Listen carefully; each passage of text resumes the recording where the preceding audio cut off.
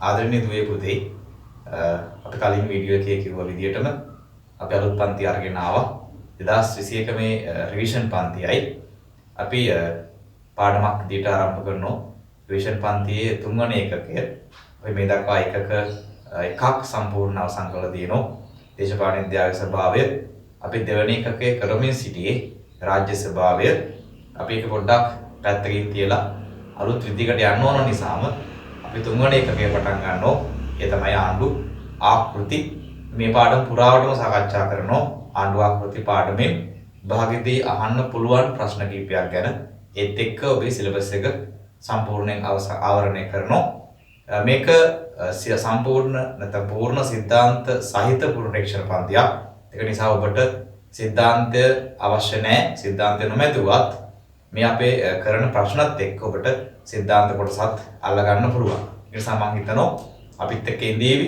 අපි ප්‍රශ්න මෙයාටත් කතා කරනවා ඔබට තිරේ දක්වනවා ආණ්ඩු ආකෘති පාඩමෙන් අහන්න පුළුවන් ප්‍රශ්න 7ක් ගැන අපි මේ පන්තිය පුරාවටම ඒ ප්‍රශ්න 7 එකින් එකට ඔබට තේරෙන විදියට ඔබට හැඟෙන විදියට අපි සාකච්ඡා කරන්න උත්සාහ කරනවා. ඔබේ ගැටලු තිබුණොත් අපිට ඉදිරිපත් කරන්න අපි විශේෂයෙන් WhatsApp group එකක් තියෙනවා අපේ. ඒකට ඉදිරිපත් කරන්නත් පුළුවන්. ඊට අමතරව අපේ විමර්ශන online web අඩවිය හරහාත් ඔබට ඔබේ comment පළ කරන්න පුළුවන්. ඒ comment එක WhatsApp group එකේ ඔබේ ප්‍රශ්නය ලියලා තියන්න. මම ඊළඟ දවසේ ඔබ හමුවන්න එද්දී ඒ ප්‍රශ්න වල උත්තරත් සාකච්ඡා කිරීමක් කරන්නම්. ඒත් එක්කම මේ ආණ්ඩු ආකෘති පාඩම පුරාවට අපි පාඩමේ ප්‍රශ්න එකක සාකච්ඡා කරද්දී ඒකත් එක්ක අහන්න පුළුවන් බහුවර්ණ සහ කෙටි ප්‍රශ්න සාකච්ඡා කිරීමකුත් කරනවා. සා පාඩම මැද අපි ඔබට දෙනවා MCQ පේපර් එකකුත් ඒ පේපරෙත් එක්කම අපි වැඩේ කරගෙන යන්න. මේ ආවරණය කරන්නේ ඔබේ සමස්ත දේශපාලන විද්‍යා ප්‍රශ්න පත්‍රයම ආණ්ඩු ආකෘති පාඩමට අදාළව. අපි නම් පාඩම දිහාවට හැරෙමු. පාඩමේ මාතෘකාව නැතොලට දාගන්න. ඒ තමයි ආණ්ඩු ආකෘති. අපි මේකෙදි කොටස් දෙකක් ගැන අවධානය යොමු කරනවා. මුලින්ම පාඩම ගැන කෙටි හැඳින්වීමක් කරලා ඉන්නම්. ඊට පස්සේ අපි එකකින් අහලා තියෙන ප්‍රශ්න වලට යමු. මාතෘකාවෙන් කියවෙන්නේ කොටස් දෙකක්. එකක් ආණ්ඩුව අනික ආකෘති. එතකොට අපිට මේ යටතේ ආණ්ඩුව ගැන හඳුනා ගැනීමක් වගේම අනිත් පැත්තෙන් ඒකේ ආකෘතියක් කියන අපි දන්න වර්ගයක්, වර්ගීකරණයක්. අපි යන මේ යටතේදී සිද්ධ කරන්නේ ආණ්ඩු වර්ග කිරීමක්. එහෙනම් මේ පාඩම පුරාවටම අපි ආණ්ඩු පිළිබඳ සහ එහිට අදාළ වර්ගීකරණයක් පිළිබඳව අවධානය යොමු කරමු. අපි ඒක ඉදිරියේදී ඔබට මේ ප්‍රශ්නත් එක්ක සාකච්ඡා කරමින් යන්න. අපි යනවා පළවෙනි ප්‍රශ්නේ දිහාවට තිරේ දක්වලා තියෙන විදිහට. පළවෙනි ප්‍රශ්නය ලකුණු 10 කොටස් දෙකක්.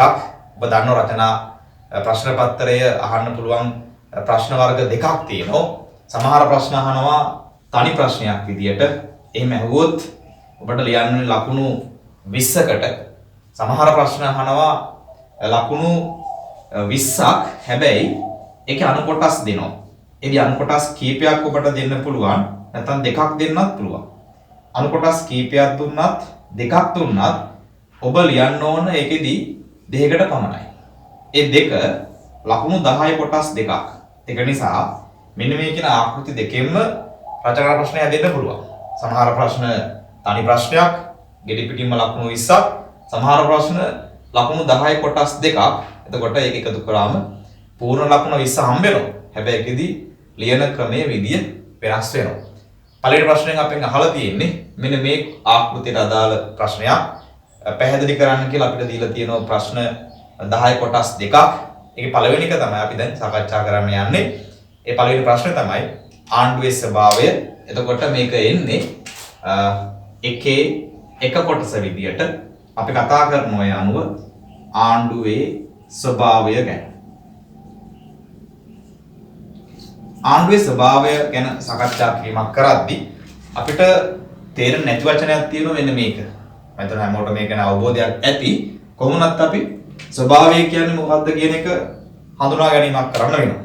ආණ්ඩුවේ ස්වභාවය. අහලා තියෙන ආණ්ඩුව ගැන ඒ ස්වභාවය ගැන. ස්වභාවය කියන්නේ අපි යමක් හඳුනා ගන්න විදිය. උදාහරණයක් කිව්වොත් මේ පෑනේ ස්වභාවය.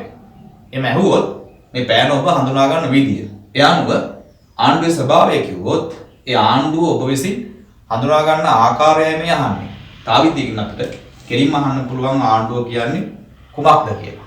එහෙනම් මේ පළවෙනි ප්‍රශ්නෙන් අහලා තියෙන්නේ ආණ්ඩුව කියන්නේ මොකක්ද කියලා.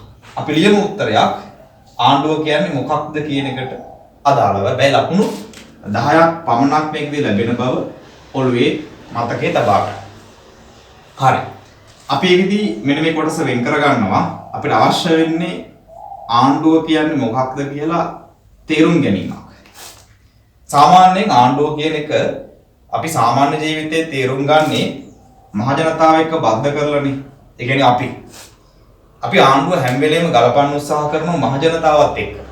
ප්‍රජාතන්ත්‍රවාදී ක්‍රමයක නම් මහ ජනතාව ආණ්ඩුව ගැන නිරන්තරයෙන් අවධානය යොමු කරනවා. Tamanට මොකක්ද ලැබෙන්නේ? රට ඇතුලේ Tamanට මොන වගේ පරිසරයක්ද ආණ්ඩුව හදන්නේ? මේ ආදී සියලු කාරණා ගැන මහ ජනතාව හිතනවා සහ ආණ්ඩුවකින් ඒක බලාපොරොත්තු වෙනවා. අපි ආණ්ඩුව සාමාන්‍ය ජීවිතයේදී තේරුම් ගන්න උත්සාහ කරනවා මහ ජනතාවත් එක්ක බද්ධ කරලා. ආණ්ඩුව මහ ජනතාවත් එක්ක අපි බද්ධ කරලා තේරුම් ගන්න උත්සාහ කරන්නේ ප්‍රායෝගිකව. නැත්නම් අපි කියන සාමාන්‍ය ජීවිතය ඇතුලේ විශේෂයෙන්ම මහ ජනතාව නිරන්තරයෙන්ම ආණ්ඩුවක නිමසිලිමත් වෙනවනේ. ප්‍රජාතන්ත්‍රවාදී ක්‍රමයක නම් අපි නිරන්තරව ආණ්ඩුව මාරු කරනවා. ඒ මාරු කරන්නේ මහ ජනතාවගේ අවශ්‍යතාවයන්ට ආණ්ඩුව දක්වන ප්‍රතිචාරය වෙනස් වෙද්දීනේ. ආණ්ඩුවේ ප්‍රතිචාරය මහ ජනතාවට ළඟ හිතවත් එකක් නම් අපි ඒ ආණ්ඩුව තියාගන්න උත්සාහ කරනවා. හැබැයි මහ ජනතාව දකිනවා නම් මේ ආණ්ඩුව මහ ජන අපේක්ෂාවන්ට සේවය කරන්නේ නැහැ කියන එක. ඔවුන් එකහෙලාම ආණ්ඩුව වෙනස් කරන්න උත්සාහ කරනවා. ඒක නිසා ප්‍රජාතන්ත්‍රවාදී ක්‍රමවල මහ ජනතාව ආණ්ඩුවෙන් බලාපොරොත්තු වෙන දේවල් තියෙනවා. හැබැයි දුවේ පුතේ ලෝකේ ආණ්ඩුව කියන න්‍යාය ඇතුලේ ප්‍රජාතන්ත්‍රවාදී විතරක් නෙවෙයි. එහෙම නොවන ආණ්ඩුත් තියෙනවා. උදාහරණයක් කිව්වොත් අපේ රටවල අපි ආණ්ඩුව වෙනස් කරන්න උත්සාහ කරන අපේ අවශ්‍යතාවයන්ට ගැළපෙන ආකාරයෙන් ආණ්ඩුව ක්‍රියා කරන්නේ නැත්නම් හැබැයි එහෙම කරන්න බැරි රටවලුත් ලෝකේ තියෙනවා. එහෙම කරන්න බැරි ආණ්ඩුත් ලෝකේ තියෙනවා. උදාහරණයක් කිව්වොත් දෙවන ලෝක යුද්ධ කාලේ අපි දන්නවා මහා බලවාදී න්‍යායක් අනුගමනය කරපු ඇඩොල්ෆ් හිට්ලර්. ඔහුගේ පාලනය ඇතුලේ මහ ජනතාවට පුළුවන් වුණේ නැහැ ආණ්ඩුව වෙනස් කරන්න. ඒ වෙනස් කරන්න පුළුවන් වුණා නම් දෙවන ලෝක යුද්ධය ඇති වෙන්නේ නැහැ. ඊට අමතරව අපිට දෙන්න පුළුවන් අයිඩි අමීන්ලා සහ පූර්ව නූතන රාජ්‍යයන්වල ඒ කියන්නේ නූතන යුගයට කලින් රාජාණ්ඩු පාලන ක්‍රමවල තිබුණේ මහ ජන ආණ්ඩු නෙවෙයිනේ. ප්‍රජාතන්ත්‍රවාදී ක්‍රමයක් ගෑවිලාවක් තිබුණේ නැහැ. අපේ රටේ අවුරුදු 2500ක රාජාණ්ඩු ඉතිහාසයක් තියෙනවනේ. ඒ ඉතිහාසය තුල ඒ ආණ්ඩු ප්‍රජාතාන්ත්‍රීය වුණේ නැහැ. මහ ජනතාව වෙනස් කරේ නැහැ. ඒ ආණ්ඩු බලයටපත් උනේ පාරම්පරිකව. ඒක නිසා ආණ්ඩු හැම වෙලේම ප්‍රජාතන්ත්‍රවාදී වෙන්න ඕන කියලා එකක් නැහැ. එහෙම වෙන්නෙත් නැහැ. ඒක නිසා තමයි මහ ජනතාව ආණ්ඩුව දිහා බලන විදිය වෙනස් වෙන්නේ. දැන් අර මම කියමින් ආපු හිට්ලර්ගේ ජර්මනිය ඇතුලේ ඒ ආණ්ඩුව වෙනස් කරන්න මහ ජනතාවට හැකි වුණේ නැහැ. ඒ ආණ්ඩුව ගැන මහ ජනතාවගේ දර්ශනය මොකක් වුණත් ඔවුන්ට ඒක වෙනස් කරගන්න බැරි වුණා. හිට්ලර්ට ඕන වුණේ මහ ජනතාවට සේවය කිරීමක් නෙවෙයිනේ. ඔහුට අවශ්‍ය වුණේ ඔහුගේ බලාධිකාරිය වැඩි කර ගැනීමක් නේ. අවසානයේ ඔහුට එක රටක් ඇතෑරෙන්න. ඒ රට තමයි අපි ගැටියෙන් කියනවා ස්විස් රාජ්‍ය නැත්නම් ස්විට්සර්ලන්තය. ඒ රාජ්‍ය ඇරුණම ලෝකේ යුරෝපයේ තිබිච්ච සියලුම රාජ්‍යයන් හිට්ලර් අල්ලගත්තා කියනවනේ. ඒතර හිට්ලර්ගේ අරමුණ තිබුණේ මහ ජනතාවට සේවය කිරීමද? ඒ අරමුණක් තිබුණා ඔහු තවත් රටවල් අල්ලගන්න ඕනේ නැහැ. ඒතර එකෙන් පේනවා ඔහුගේ අරමුණ උනේ මහ ජනතාවට සේවය කිරීම නෙවෙයි. ඔහුගේ බලාධිකාරිය ඒක බලවාදේ ව්‍යාප්ත කරගන්න.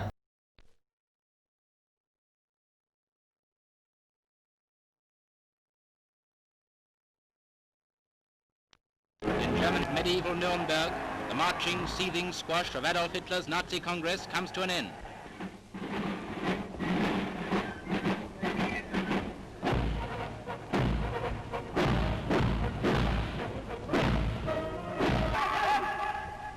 This year they say there are 800,000 pairs of boots standing heel to heel, waiting for the Führer's final speech. And the high spot comes when, after a detailed review of Nazi achievements, Hitler cries, "My life's fight has not been in vain."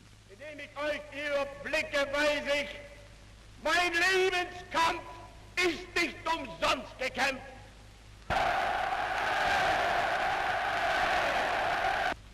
sein Sowjetzeichen soll er vor sich hertragen und wir werden in unserem Zeichen wieder siegen.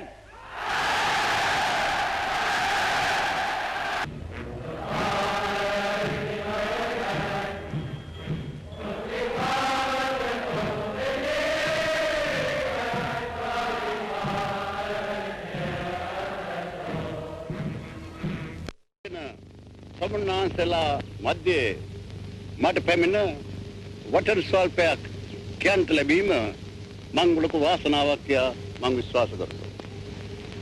ඒ වාසනාවක් කියලා විශ්වාස කරන්නේ වෙන එකක් නෙවෙයි. මගේ කල්පනා හැටියට මේ මෑත කාලයේදී අපේ රට නිදහස ලැබුණා එකම ඊට වැඩි දෙවෙනි එකම දෙවෙනියට මේ ලංකාවේ ප්‍රයෝජන කටයුත්තක් කෙරුණා නම් ඒ කෙරුණේ මේ රජ රට වවා ධනය පදිංචි කිරීම කියන එක මගේ බලවත් විශ්වාසයයි. යා කරගසගන්ට ලැබුණේ රුපියල් 85යි. ඒවා තේරම තමුන්ගේ වීරියෙන් ගුණ කකා තමුන්ගේ දරුවෝ මරු කවුරුවත් නැතුවත් තනිය මාත් වෙලා ඊටම් ක්‍රියා කරන්න යෙදුණා. ඒ ක්‍රියා කරන වෙලාවේදී කොයිතරම් ප්‍රියම තමුන්නාසලාට පෙනේ. කොයිතරම් උතුම් සේවයකට ඒගොල්ලෝ යෙදුණාද කියලා හිතනවා. ඒක නිසා ඔළුවේ තියාගන්න මහජනතාවත් එක්ක ආණ්ඩුව හඳුනා ගන්න යද්දී ඒ ආණ්ඩුව කියන එක ප්‍රජාතන්ත්‍රවාදීන් වෙන්න ඕනේ නැහැ. මහජන අපේක්ෂාවන්ටම සේවය කරන්න ඕනේ නැහැ. ඒකේ සමස්ත ජනතාව නියෝජනය වෙන්නෙත් නැහැ. නිසා ඕකත් ඔළුවේ තියාගෙන ප්‍රායෝගිකව තේරුම් ගන්න උත්සාහ කරන්න ආණ්ඩුවක් කියලා කියන්නේ මේ මහජනතාවගේම අපේක්ෂාවට සේවය කරන එකක් නෙවෙයි කියන එක. මම කියන්න උත්සාහ කරන්නේ ප්‍රජාතන්ත්‍රවාදී ක්‍රමවල නම් ආණ්ඩුවේ කාර්යභාරය මහජනතාවත් එක්ක බද්ධ වෙන්න ඕන. හැබැයි ප්‍රජාතන්ත්‍රවාදී නොවන ක්‍රමවල එහෙම වෙන්නේ නැහැ. ඒ කියන්නේ ආණ්ඩුව තියෙන්නේ මහජනතාවටම සේවය කරන්න නෙවෙයි. ඔන්නෝක තේරුම් ගන්න. ඒ තේරුම් ගැනීමත් එක්ක පොඩ්ඩක් මෙහාට එමු. මොකද ඒ තේරුම් ගැනීම වටිනවා. ඔබ ඔළුවේ තියාගෙන ඉන්නේ ආණ්ඩුවකින් මහජනතාවටම සේවය කරන්න ඕන කියන සංකල්පය නම් මම කියන්නේ අනේක තේරුම් ගන්න බෑ. ඒක නිසා අපි ආණ්ඩුව තේරුම් ගමු මහජනතාවට සේවය කිරීම කියන කෑල්ලෙන් පොඩ්ඩක් මෙහාට ඇවිල්ලා. හරි එහෙනම් අපිට දැන් අවශ්‍යයි ආණ්ඩුව කියන්නේ මොකක්ද කියන එකට උත්තරයක්. මම මේ පැහැදිලි කරමින් ආවේ ප්‍රායෝගිකව ආණ්ඩුවක් අපි හඳුනා ගන්න උත්සාහ කරන විදිය ප්‍රජාතාන්ත්‍රිකව. හැබැයි අපි යමු ඒක ප්‍රායෝගික තත්ත්වයෙන් පොඩ්ඩක් එහාට. ඒ කියන්නේ න්‍යාය පැත්තට. ආණ්ඩුව කියන්නේ මොකක්ද කියන එකට න්‍යායක් තියෙනවා. නැත්නම් දේශපාලන විද්‍යාවේ තියෙන සංකල්ප ටිකක් තියෙනවා. අපි ඒක එක්ක තේරුම් ගමු ආණ්ඩුව කියන්නේ මොකක්ද කියලා. අපි ප්‍රායෝගික පැත්තෙන් පොඩ්ඩක් මිදෙමු. න්‍යායට එමුකෝ. දේශපාලන විද්‍යාව තුළ ඔබට ආණ්ඩුව අහුවෙන්නේ මොකක් එක්කද කියලා මං ඇහුවොත් ඔබ මේක අධ්‍යයනය කරපු කෙනෙක් නම් ඔබට අනිවාර්යෙන් මතක් වෙන්න ඕන මෙන්න මෙයා. එයා කියන්නේ ආයතනයක් රාජ්‍ය. අපිට න්‍යායාත්මකව ආණ්ඩුව අහුවෙන්නේ රාජ්‍ය එක්ක. ඒක නිසා රාජ්‍ය අමතක නොකර ආණ්ඩුවක් සාකච්ඡා කරන්න බෑ. අපි දෙවෙනි පාඩමේ සාකච්ඡා කරේ රාජ්‍ය ගැනනේ. එතකොට රාජ්‍ය සාකච්ඡා කරලා අපි තුන්වෙනි පාඩමෙන් හම්බෙන්නේ ආණ්ඩුවත් එක්ක. මේ සිලබස් එකෙත් කියන යම්කිසි ගැළපීමක්. ඒක නිසා ආණ්ඩුව හඳුනා ගනිද්දී ඔබට මතක් වෙන්න ඕනේ මෙනෙහි වෙන්න ඕන රාජ්‍ය ගැන. අපි කතා කරලා තියෙන නූතන භෞමික රාජ්‍ය අංග ලක්ෂණ 4ක් ගැන. ඔබට මතක ඇති. නූතනේ අපි මේ ඉන්න භෞමික රාජ්‍ය හැදිලා තියෙනවා ප්‍රධාන සාධක 4ක් එකතු වෙලා. ඔබට මාත් එක්ක මේක මම කියන්න පුළුවන් මතක නම් එකටම දීලා තියෙන නිශ්චිත දේශ සීමාව. එක රාජ්‍යයක් හැදෙන්න අවශ්‍ය ප්‍රාථමික කොන්දේසිය. දේශීමාවක් නැත්නම් ඒක ඇතුළේ රාජ්‍යයක් පැලවෙන්නේ නැහැ. දෙක ඒක ජාතික පදනම. ජාතියක් වට එකතුණු ජනතාවක් ඉන්න ඕන. තුන මතක ඇති ඒ තමයි ආණ්ඩුව. සහ හතරත් එහෙම කියනවා අපි ස්වාධිපත්‍ය. මේ හතර ඇතුලේ තියෙනවනේ ආණ්ඩුව. ඒ කියන්නේ ආණ්ඩුව සාකච්ඡා කරද්දී අපි සාකච්ඡා කරන්නේ එක රාජ්‍යයේ කොටසක් විදියට. රාජ්‍යයේම කොටසක් තමයි ආණ්ඩුව කියලා කියන්නේ. අපි දුම් මෙහෙම රාජ්‍ය කියන්නේ සමස්ත ශරීරය කියලා අපි හිතමුකෝ. රාජ්‍ය කියන්නේ ජීවියෙක් කියලා හිතමුකෝ. ඒ ජීවියා නම් ඒ ජීවියා හැදෙන්නේ කාරණා 4ක් එකතු වෙලා. නිශ්චිත දේශීයමාව, ජාතික පදනම, ආණ්ඩුව හා ස්වාධිපත්‍යය. ඒ කියන්නේ ආණ්ඩුව කියන්නේ තේ ජීවියා රාජ්‍ය කියන ජීවියා හැදෙන්න අවශ්‍ය කරන කොටසක්. අපි තුමු මේක අත් දෙකක් කියලා. එහෙනම් ආණ්ඩුව කියන්නේ රාජ්‍යයේම තියෙන අත් දෙක වගේ. හරි. ඒ අනුව ආණ්ඩුව හඳුනාගත යුත්තේ ඔබ රාජ්‍ය එක්ක බද්ධ කරලා. එහෙනම් අපි එක පළවෙනි පොයින්ට් එකට ගන්නවා ආණ්ඩුව කියන්නේ රාජ්‍යයේ කොටසක්. රාජ්‍ය කොටස් 4යි. ඒ 4න් තුන්වෙනි කොටස තමයි ආණ්ඩුව කියලා කියන්නේ. එහෙනම් ආණ්ඩුව හඳුන්වද්දී ඒක රාජ්‍ය එක්ක හඳුන්වන්න ඕන නේද? හැබැයි අපි අර කලින් කිව්වේ ප්‍රායෝගිකව අපි හඳුනාගන්න එක මිනිසා එක්ක කියලා. වැරදි. ඒක ආණ්ඩුව හඳුනාගත යුත්තේ මහජනයා එක්ක නෙවෙයි. කාත් එක්කද? රාජ්‍ය එක්ක. ඒක නිසා ආණ්ඩුව ගැන න්‍යායාත්මකව හරිම හඳුනා ගැනීම එන්න ඕන රාජ්‍ය එක්ක මිසක් මහජනතාවත් එක්ක නොවේ. අපි තේරුම් ගමු එහෙනම් දැන් ආණ්ඩුව කියන්නේ මොකද්ද කියලා. රාජ්‍ය එක්ක බද්ධ වෙලා. රාජ්‍ය කොටස් 4ක් තියෙනවා. ඒක ඇත්ත. ඒකෙන් එකක් තමයි ආණ්ඩුව කියන්නේ ඇත්ත. ආණ්ඩුවක් රාජ්‍යයට අවශ්‍ය වෙන්නේ ඇයි? මම කලින් කිව්ව විදිහට රාජ්‍ය හිතා ගන්නකෝ ජීවියෙක් කියලා. ඒක හිතා ගන්නකෝ අත් දෙක තමයි ආණ්ඩුව කියලා. අපිට අත් දෙකක් ඕන වෙන්නේ ඇයි? අපි දැකලා තියෙන අත් දෙක නැති මිනිස්සුත්. එහෙම වෙන්න පුළුවන්. ආණ්ඩුවක් නැති රාජ්‍ය ලෝකේ තියෙන්න පුළුවන්. උදාහරණ කිව්වොත් ආණ්ඩුවක් නොමැති වෙලා, පාලකයෙක් නොමැති වෙලා, පාලනයක් නොමැති වෙලා අරාජික වෙත්ත බිඳ වැටිච්ච රාජ්‍ය තියෙන්න පුළුවන්. එහෙම තිබිලා තියෙන ලෝක ඉතිහාසයේ. ඒක නිසා ඔබ ඒ සංකාලෙන් පොඩ්ඩක් බැහැර වෙලා හිතා ගන්න මේ අත් දෙකත් එක්ක ඉන්න මානවයෙක් ගැන. ඒ අනුව රාජ්‍ය කියන්නේ මානවයා, එහි අත් දෙක වෙන්නේ ආණ්ඩුව. මම ඇහුවේ අත් දෙකක් ඕන වෙන්නේ ඇයි කියලා. අත් දෙකක් අපිට අවශ්‍යයි අපේ මේ භෞතික දේවල් සියල්ල කරගන්න. ආත්මීය දේවල් නෙවෙයි, අපේ භෞතික දේවල් සියල්ල කරගන්න මේ අත් දෙක ඕන. මූණ හොදන්න, දත් ටික මදිද්දි, ඇඳුමක් ඇඳගනිද්දි, මේ කකුල් දෙක හොදද්දි, සපත්තු දෙකක් දාගනිද්දි අපිට අත් දෙක ඕනනේ. ඒ වගේ තමයි රාජ්‍යයට ආණ්ඩුවක් ඕන.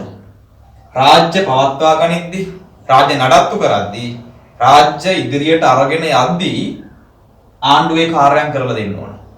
එහෙනම් ආණ්ඩුව කියන්නේ රාජ්‍ය හස්තය වගේ. ඒකයි අපි ආණ්ඩුව හඳුන්වද්දී මේ වචනේ පාවිච්චි කරන්නේ. රාජ්‍යයේ ප්‍රායෝගික හස්තය ආණ්ඩුව වේ. රාජ්‍ය කියන කෙනාගේ ප්‍රායෝගික කාර්යයන් ටික කරලා දෙන අත් දෙක වෙන්නේ ආණ්ඩුව. එහෙනම් තේරුම් ගන්න ආණ්ඩුව තමයි අත් දෙක රාජ්‍යයේ. නැත්නම් අත. ඒ අතින් තමයි රාජ්‍ය සියලු කාර්යයන් කරන්නේ. රාජ්‍ය තුල ජීවත් වෙනෝනේ මානව කොටසක්. මානවයාගේ විශේෂයෙන්ම වර්ග තිබුණත් මොන ಜಾති කුල මල වුණත් පොදුවේ වුන් නම් කරන්නේ මානවයා කියලානේ. රාජ්‍යයක් ඇතුලේ මානවය ජීවත් වෙනවා. එතකොට අපි රාජ්‍ය හඳුන්වන්නේ මානව සංවිධානයක් කියලානේ. ඒතර ඒකෙන්ම තේරෙනවා රාජ්‍ය හැදෙන්නේ මානව එකතුවක් තුලින්.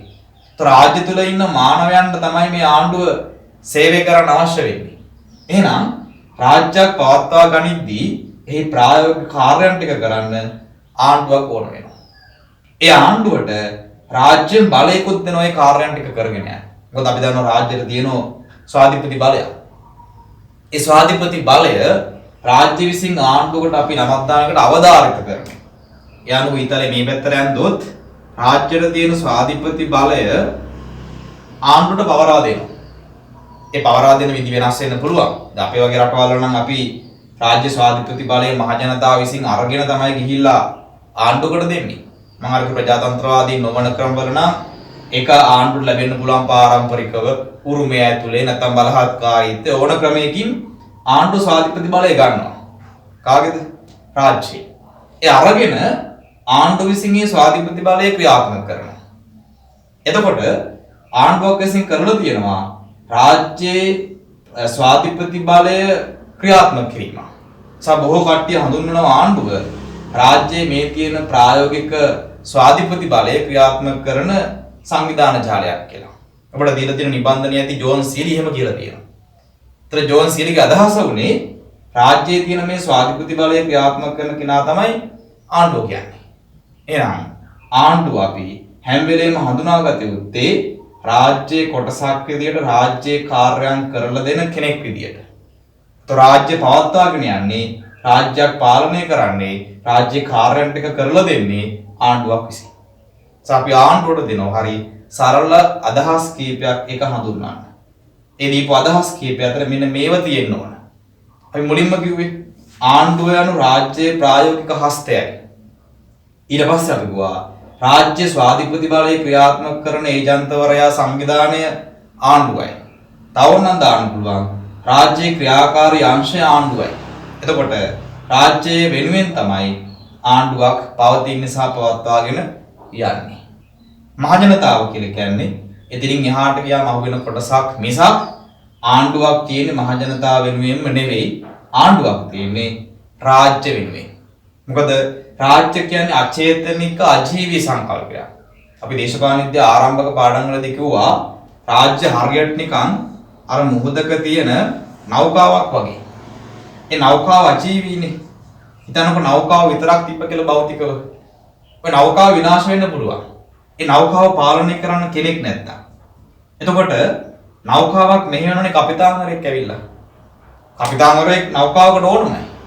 ඒ අනුව ආණ්ඩුව කියන්නේ ඒ වගේ එකක්. රාජ්‍ය කියන්නේ නෞකාවක් වගේ අජීවී දෙයක්, අචේතනික දෙයක්.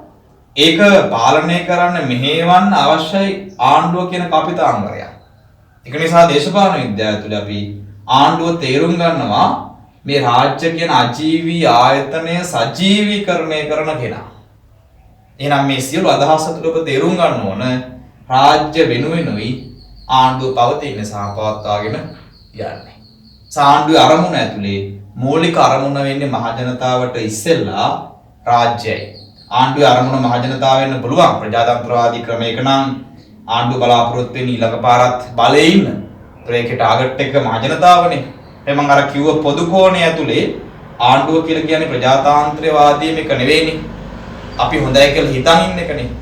ඒ අනුව පොදු සංකල්පය ඇතුලේ ආණ්ඩුව කියලා කියන්නේ මේ මහජනතාවගේ කටයුතු කරන කෙනා නෙවෙයි. අපි මේක න්‍යායෙන් කියනවා ආණ්ඩුව කියන්නේ රාජ්‍යයට සේවය කරන කෙනා. ප්‍රජාතන්ත්‍රවාදී නොමන ක්‍රමවල ඇතුලේ ඔබට ඒක තේරුම් ගන්න පුළුවන් ඔබ එතන නම් ඉන්නේ.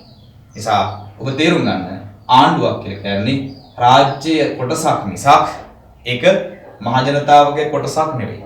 ප්‍රජාතන්ත්‍රවාදී ක්‍රමවල අපි කොටසක් කියලා හිතාගෙන ඉන්නවා. හැබැයි ඒක න්‍යායට පරස්පරයි. එහෙනම් ඔබ තමයි ආණ්ඩුව අපි හඳුන්වන විදිය මම ඔය කෙටි අදහස් කීපයක් දුන්න ඔබට දීලා තියෙන නිබන්ධනේ ඒ සම්බන්ධ නිර්වචන කීපකුත් එක්ක විස්තරේ තියෙනවා. අපිට දැක් ගන්න පුළුවන් මේ තීරයේත් අපි කීපයක් දක්වලා තියෙනවා.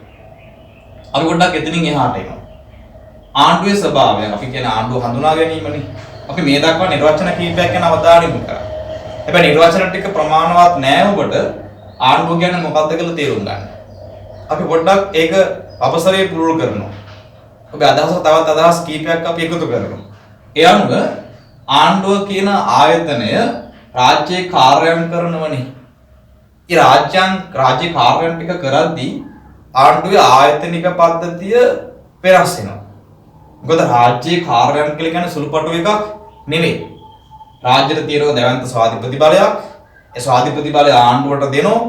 ආණ්ඩුවට දීලා රාජ්‍ය බලාපොරොත්තු වෙනවා සමස්ත රාජ්‍ය පාලනය කිරීම. ආණ්ඩුවේ ප්‍රමුඛ කාර්ය වේවුත්තේ රාජ්‍ය පාලනය කරන්න.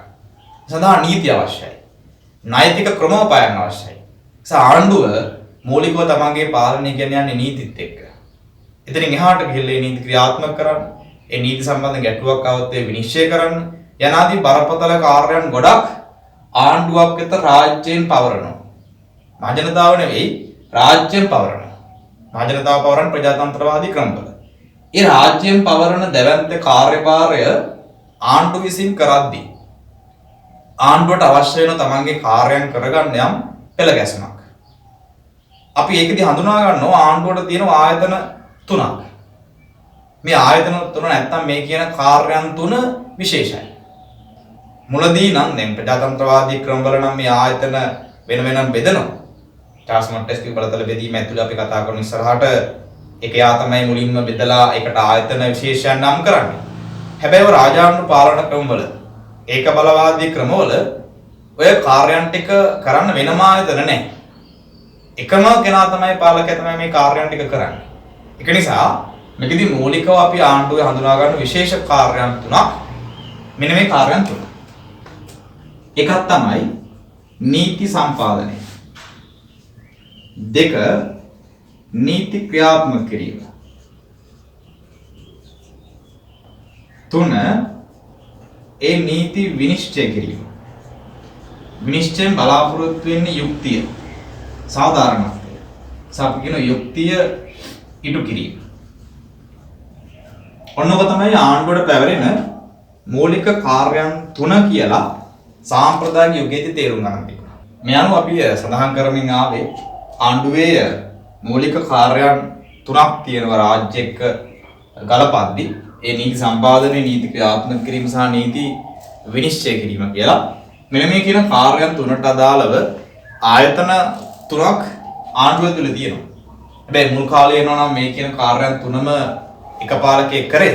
මේ ප්‍රජාතන්ත්‍රවාදී ක්‍රමයේ ජනප්‍රිය වීමත් එක්ක මේවාට වෙන වෙනම ආයතන පද්ධතියක් නිර්මාණය වෙනවා. ඔබ දන්නෝ පොඩි පන්ති ඉඳලා ඔබලා අහලා තියෙනවා නීති සම්පාදනය කිරීමේ කාර්යභාරය සඳහා ස්ථාපිත වෙන ආයතනයක් එනම ව්‍යවස්ථාදායකය, නීති ක්‍රියාත්මක කිරීම සඳහා විධායකය, නීති විනිශ්චය කිරීම සඳහා අධිකරණ යනුවෙන් ආයතන 3ක් ආණ්ඩුව සතුව තියෙනවා.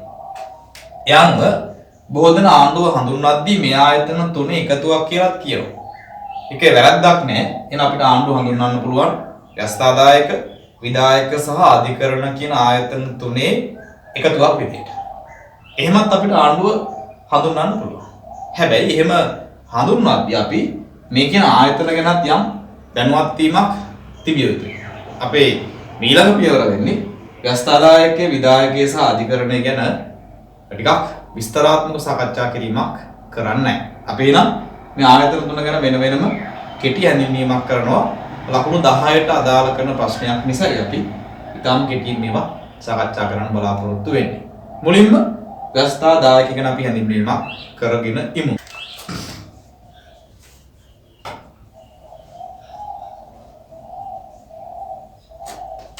හරි. මේ තියෙන්නේ ආණ්ඩුවේ පළවෙනි ආයතනයේ ව්‍යවස්ථාදායකය.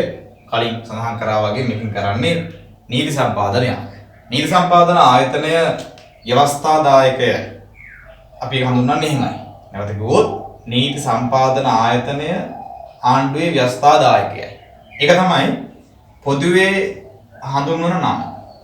හැබැයි පොදුවේ අපි ව්‍යවස්ථාදායකය කියලා කිව්වට ඒක ජනප්‍රියම නම ඒක නෙවෙයි. ඒක ජනප්‍රියම නම තමයි අපි දන්නේ එහෙම කිව්වම ටිකක්.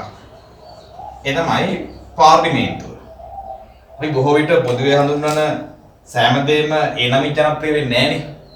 ඒක නිසා අපි ව්‍යවස්ථාදායකය කියලා පොදුවේ කිව්වට ඒක ජනප්‍රිය සන්නාමය වෙලා තියෙන අද වෙද්දී පාර්ලිමේන්තුව. ඒ පාර්ලිමේන්තුව කියන ජනප්‍රිය නම මිසක් ඒකේ පොදු අර්ථය නෙවෙයි. පොදු අර්ථය ව්‍යවස්ථාදායකය. ඉතින් එහාට ජනප්‍රිය නොවුනත් පාර්ලිමේන්තුවට අමතරව තවත් නම් මේකට අපි පාවිච්චි කරනවා. දැන් ඇමරිකාව එහෙමනම් ඔක හඳුන්වන්නේ මෙන්න මේ නමින්. තමයි කොංග්‍රසය. ඒ ජනප්‍රිය පාර්ලිමේන්තුව නෙවෙයි. කොංග්‍රසය කිව්වොත්. දැන් ඉන්දියාවේ තියෙන පාර්ලිමේන්තුව, අපේ රටේ තියෙන පාර්ලිමේන්තුව, ප්‍රංශය ආදී තියෙන්නේ, ජපානයේ තියෙන්නේ ඒක පාර්ලිමේන්තුව කියලා. නමුත් ඇමරිකාව කිව්ව විදියට ඔක තියෙන්නේ කොංග්‍රසය කියලා. ඊට අමතරව ස්විට්සර්ලන්තේ යුරෝපයේ තියෙන රටක් ඒකේ මේක හඳුන්වන්නේ සංධීය සභාව කියලා. නැත්නම් සංධීය මහා මණ්ඩලය කියලාත් කියනවා. ඒ නම තමයි සංධීය සභාව. එතකොට එහි පාවිච්චි වෙන නමත් ඊට වඩා වෙනස්. ඔබ දන්නවා අපේ රටේම තිබුණ ආණ්ඩුක්‍රම ඉතිහාසයේ ව්‍යවස්ථාදායකයන් ගොඩක් 8ක් තිබ්බා. ඒ 8න් අපි ඉන්නේ අද 8 වෙනි එකේ. හැබැයි 72 ඔබට මතක නම් ඒකේ හඳුන්වන්නේ මේක ජාතික රාජ්‍ය සභාව කියලා. ජාතික රාජ්‍ය සභාව. රණමෝරියේදී රාජ්‍ය මන්ත්‍රණ සභාව. ඊට කලින් ව්‍යවස්ථාදායක මන්ත්‍රණ සභාව. ව්‍යවස්ථාදායක සභාව. එතකොට මේක හඳුන්වන විවිධ නම් පාවිච්චි වෙනවා. හැබැයි විවිධ නම් පාවිච්චි වුණත් මේවායින් කරන්නේ පොදු කාර්යයක්. ඒ පොදු කාර්යය තමයි නීති සම්පාදනය කිරීම.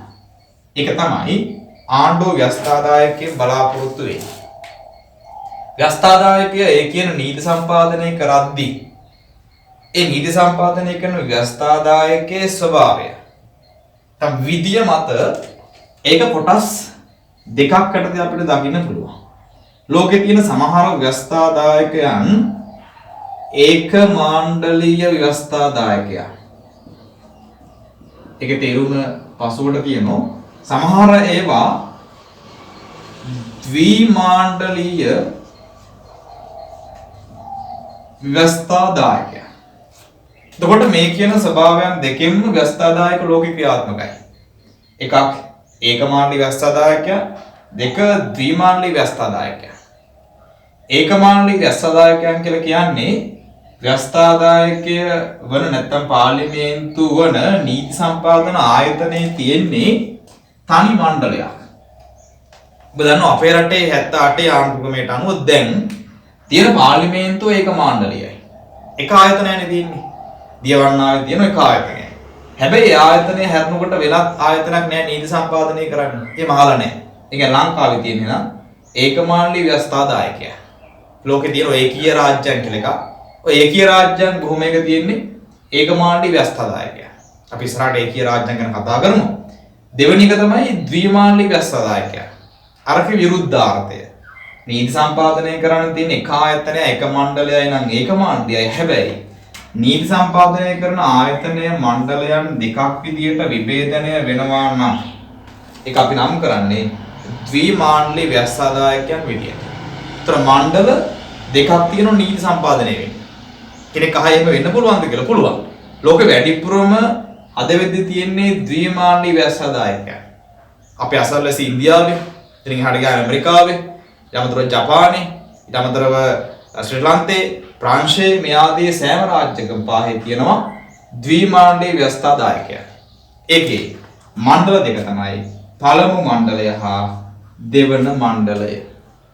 ඒ මණ්ඩල දෙක හරහාම නීති සම්පාදනයක් වෙනවා. පළමු මණ්ඩලයේ සම්මත වෙන නීතිය ඉන් අනතුරුව දෙවන මණ්ඩලයේ සම්මත විය යුතුයි. ඉන් පස්සේ ඒක රටේ නීතියක් විදියට එළියට මතුවලා එන්නේ. එහෙනම් ආයතන දෙකක බලන්නකො දායකත්වයේ නීතිය හැදුනේ. ඒ කියන්නේ මේවා ද්විමාණ්ඩලීයයි. ඒ වගේම මම කිව්වේ මේක පළමු මණ්ඩලය සහ මේක දෙවන මණ්ඩලය කියලා. ඒ ආයතන දෙක හඳුන්වන තවත් නම් ටිකක් තියෙනවා. මෙන්න මේ නම් ටික වැදගත් වෙනවා. මම කෙටියෙන්ම ලියන්නම්. ඔබ අහගෙන ඉන්න හරියට පළමු මණ්ඩලය හඳුන්වනවා අපි මෙන්න මේ නම් වලින්. මම කෙටි කරලා දාන්නේ.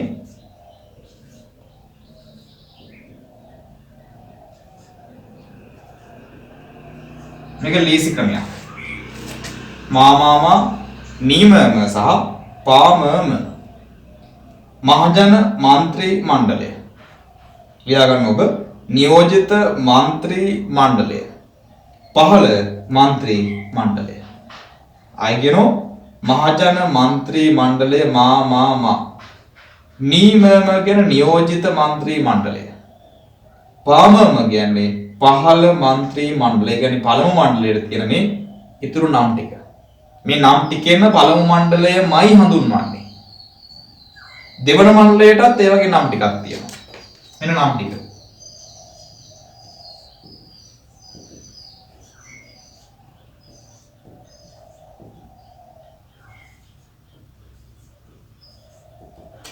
ඌමම උත්තරීතර මන්ත්‍රී මණ්ඩලය. අරක පහල එකනේ එහෙනම් මේක ඉහළ එක වෙන්න ඕන. ඊමම කියන්නේ ඉහළ මන්ත්‍රී මණ්ඩලය. තව එකක් තමයි සේමම සෙනෙට් මන්ත්‍රී මණ්ඩලය. ලෝකෙ වැඩිපුරම මේක හඳුන්වන්නේ සෙනෙටය කියලා, සෙනෙට් මන්ත්‍රී මණ්ඩලය කියලා. හැබැයි ඔය කියන නම් තුනම මේකට පාවිච්චි කරන්න පුළුවන්. ඌමම, සේමම, අනිත් එක තමයි ඊමම. ඒකේ සම්පූර්ණ නම ඔබ ලියා ගන්න. ඒක තමයි මේ මණ්ඩල දෙක හඳුන්වන්න තියෙන වෙනත් නම්. බොහෝ විට විභාගෙදී ඒ නම් වලින් අහනවා. එහෙම ඇහුවොත් ඔබ තේරුම් ගන්න ඕනේ මේක මොන මණ්ඩලයේද කියලා. එහෙනම් ওই ටික තමයි ඒකට අදාළ කරන විස්තර ටික ඉස්සරහට අපි පාඩම ඇතුලේ මේව වෙන වෙනම සාකච්ඡා කිරීමක් කරනවා. ඒක තමයි ව්‍යවස්ථාදායකයේ ස්වභාවය මත අපිට දකින්න පුළුවන් වෙන කොටස් දෙක. එහෙනම් මේ නොකියා කිව්වේ ව්‍යවස්ථාදායකයේ ලෝකයේ ආකාර දෙකකට ක්‍රියාත්මක වෙනවාය. එකක් ඒකමාණ්ඩලීය, අනික ද්විමාණ්ඩලීය කියලා. එහෙනම් ඔන්නෝක තමයි ව්‍යවස්ථාදායකයේ අපි වෙන සරල කෙටි පැහැදිලි කිරීම. එක ව්‍යවස්ථාදායකයේ වෙද්දී දෙවෙනි ආයතනය විධායකයයි. අපි විධායකය හඳුන්වන්නේ ව්‍යවස්ථාදායකය සම්පාදනය කරපු නීති ක්‍රියාත්මක කරන ආණ්ඩුවේ දෙවන ආයතනයේ විදියට. ව්‍යවස්ථාදායකයන් හදලා දීපු නීති ක්‍රියාත්මක කරන්නේ විධායකයෙ විසින්. හැබැයි මේකේ පොඩි සංකීර්ණ අදහසකුත් තියෙනවා. මෙහෙම දෙයක්ත් කියවෙනවා. විධායකය කියලා හඳුනා ගන්න ආයතනය නීති සම්පාදනය කරන ව්‍යවස්ථාදායකයට කලින් සම්පාදනය කරන්නේ මොන වගේ නීතිද කියලා තීරණය කිරීමකුත් කරනවා. විශ්වවිද්‍යාල අධ්‍යාපනය ඇතුළේ ඔබට ඒ ගැන ලොකු දැනුවත් කිරීමක් කරයි. ඒ කියන්නේ සාමාන්‍යයෙන් පාර්ලිමේන්තුවට නීතියක් එන්න කලින් ඒක විධායකයා ඇතුළේ සාකච්ඡා කරනවා. අපි මොන නීතියද ගේන්නේ කියලා. එතකොට ඒක නිසා ව්‍යවස්ථාදායකයට වඩා අද වෙද්දී දැවැන්ත ආයතනයේ බවට පත් වෙලා තියෙන විධායකය. විධායකය කරන කාර්යභාරයත් එක්ක ඒකේ බලතල ප්‍රමාණය ටිකක් අපසරයේ පුරුල් වෙලායි තියෙන්නේ. කොහොම වුණත් අපි විධායකය හඳුන්වනවා ව්‍යවස්ථාදායකය සම්මත කරපු සම්මත නොකරපුවා නීති නෙවෙයිවා 50 කෙටුම්පත් සම්මතය කරපු ඒවා වෙන්න ඕන. සම්මතය කරපු ඒ නීති ක්‍රියාත්මක කරන ආයතනය වෙන්නේ විධායකය. ප්‍රජාතන්ත්‍රවාදී ක්‍රමයක නම් අපිට විධායකය වෙනමම හඳුනා ගන්න පුළුවන්. කොහොම වුණත් නීති ක්‍රියාත්මක කරන විධායක ආයතනයත් අර ව්‍යවස්ථාදායකයේ වගේ ආකාර දෙකකට බෙදන්න පුළුවන්. යනු විධායකයේ කොටස් දෙකක් තියෙනවා. මෙන්න මේ දෙක එකක් තමයි දේශපාලන විධායකය. දෙක තමයි ස්ථිර විධායකය. නැවත කියනවා විධායකයේ කොටස් දෙකයි දේශපාලන විධායකයේ සහ ස්ථිර විධායකයේ කියලා. දේශපාලන විධායකයේ කියලා අපි හඳුන්වන්නේ නීති ක්‍රියාත්මක කිරීම සඳහා දේශපාලන නායකත්වය ගනු ලබන විධායකය. ආයි කියනවා දේශපාලන විධායකයේ සහ ස්ථිර විධායකයේ වශයෙන් විධායක කොටස් දෙකයිනේ. පොදුවේ විධායකයන් කරන්නේ නීති ක්‍රියාත්මක කිරීමනේ. එහෙනම් මේ කොටස් දෙක අතර බෙදලා යන්නේ මේ නීති ක්‍රියාත්මක කිරීමේ කාර්යභාරයම තමයි.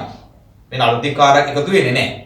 ඒතර නීති ක්‍රියාත්මක කරන කාර්යය බෙදෙන්නේ මේ විදියට. දේශපාලන විධායකයට හිමි වෙන්නේ නීති ක්‍රියාත්මක කිරීම සඳහා දේශපාලන නායකත්වය ගැනීම. ඒ කියන්නේ නීති ක්‍රියාත්මක කරන්නේ එහෙනම් 100% දේශපාලන විධායකයෙ නෙවෙයි. ඒ කට්ටිය කරන්නේ නායකත්වය ගැනීම. උදාහරණයක් කිව්වොත් පාසලක වුණත් නායකත්වයක් තියෙනවනේ. විදුහල්පතිවරයා. හැබැයි අවසානයේ පාසලේ සියලු කාර්යයන් කරන්නේ විදුහල්පතිවරයා නෙවෙයිනේ. එයාකට නායකත්වය ගන්න විතරයි.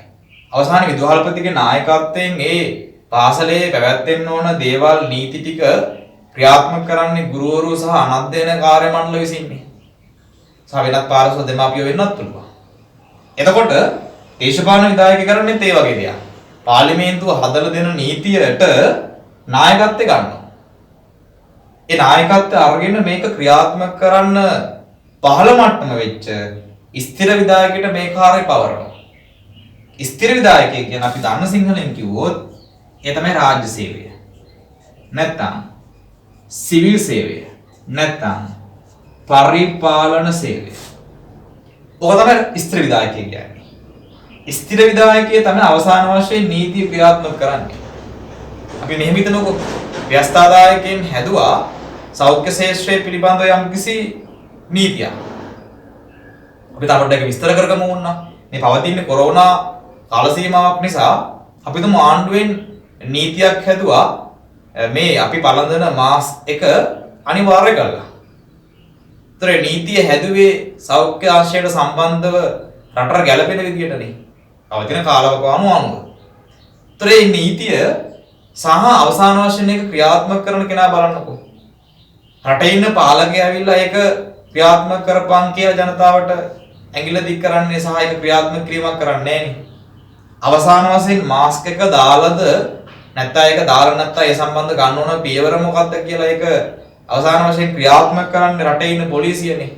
ඒක වෙනස් සෞඛ්‍ය අංශනේ. එතකොට අවසාන වශයෙන් නීතිය ක්‍රියාත්මක කරලා තියෙන්නේ සහ ක්‍රියාත්මක වෙනවාද කියලා බලන්නේ ඔය කියන ස්ථිර විධායකය.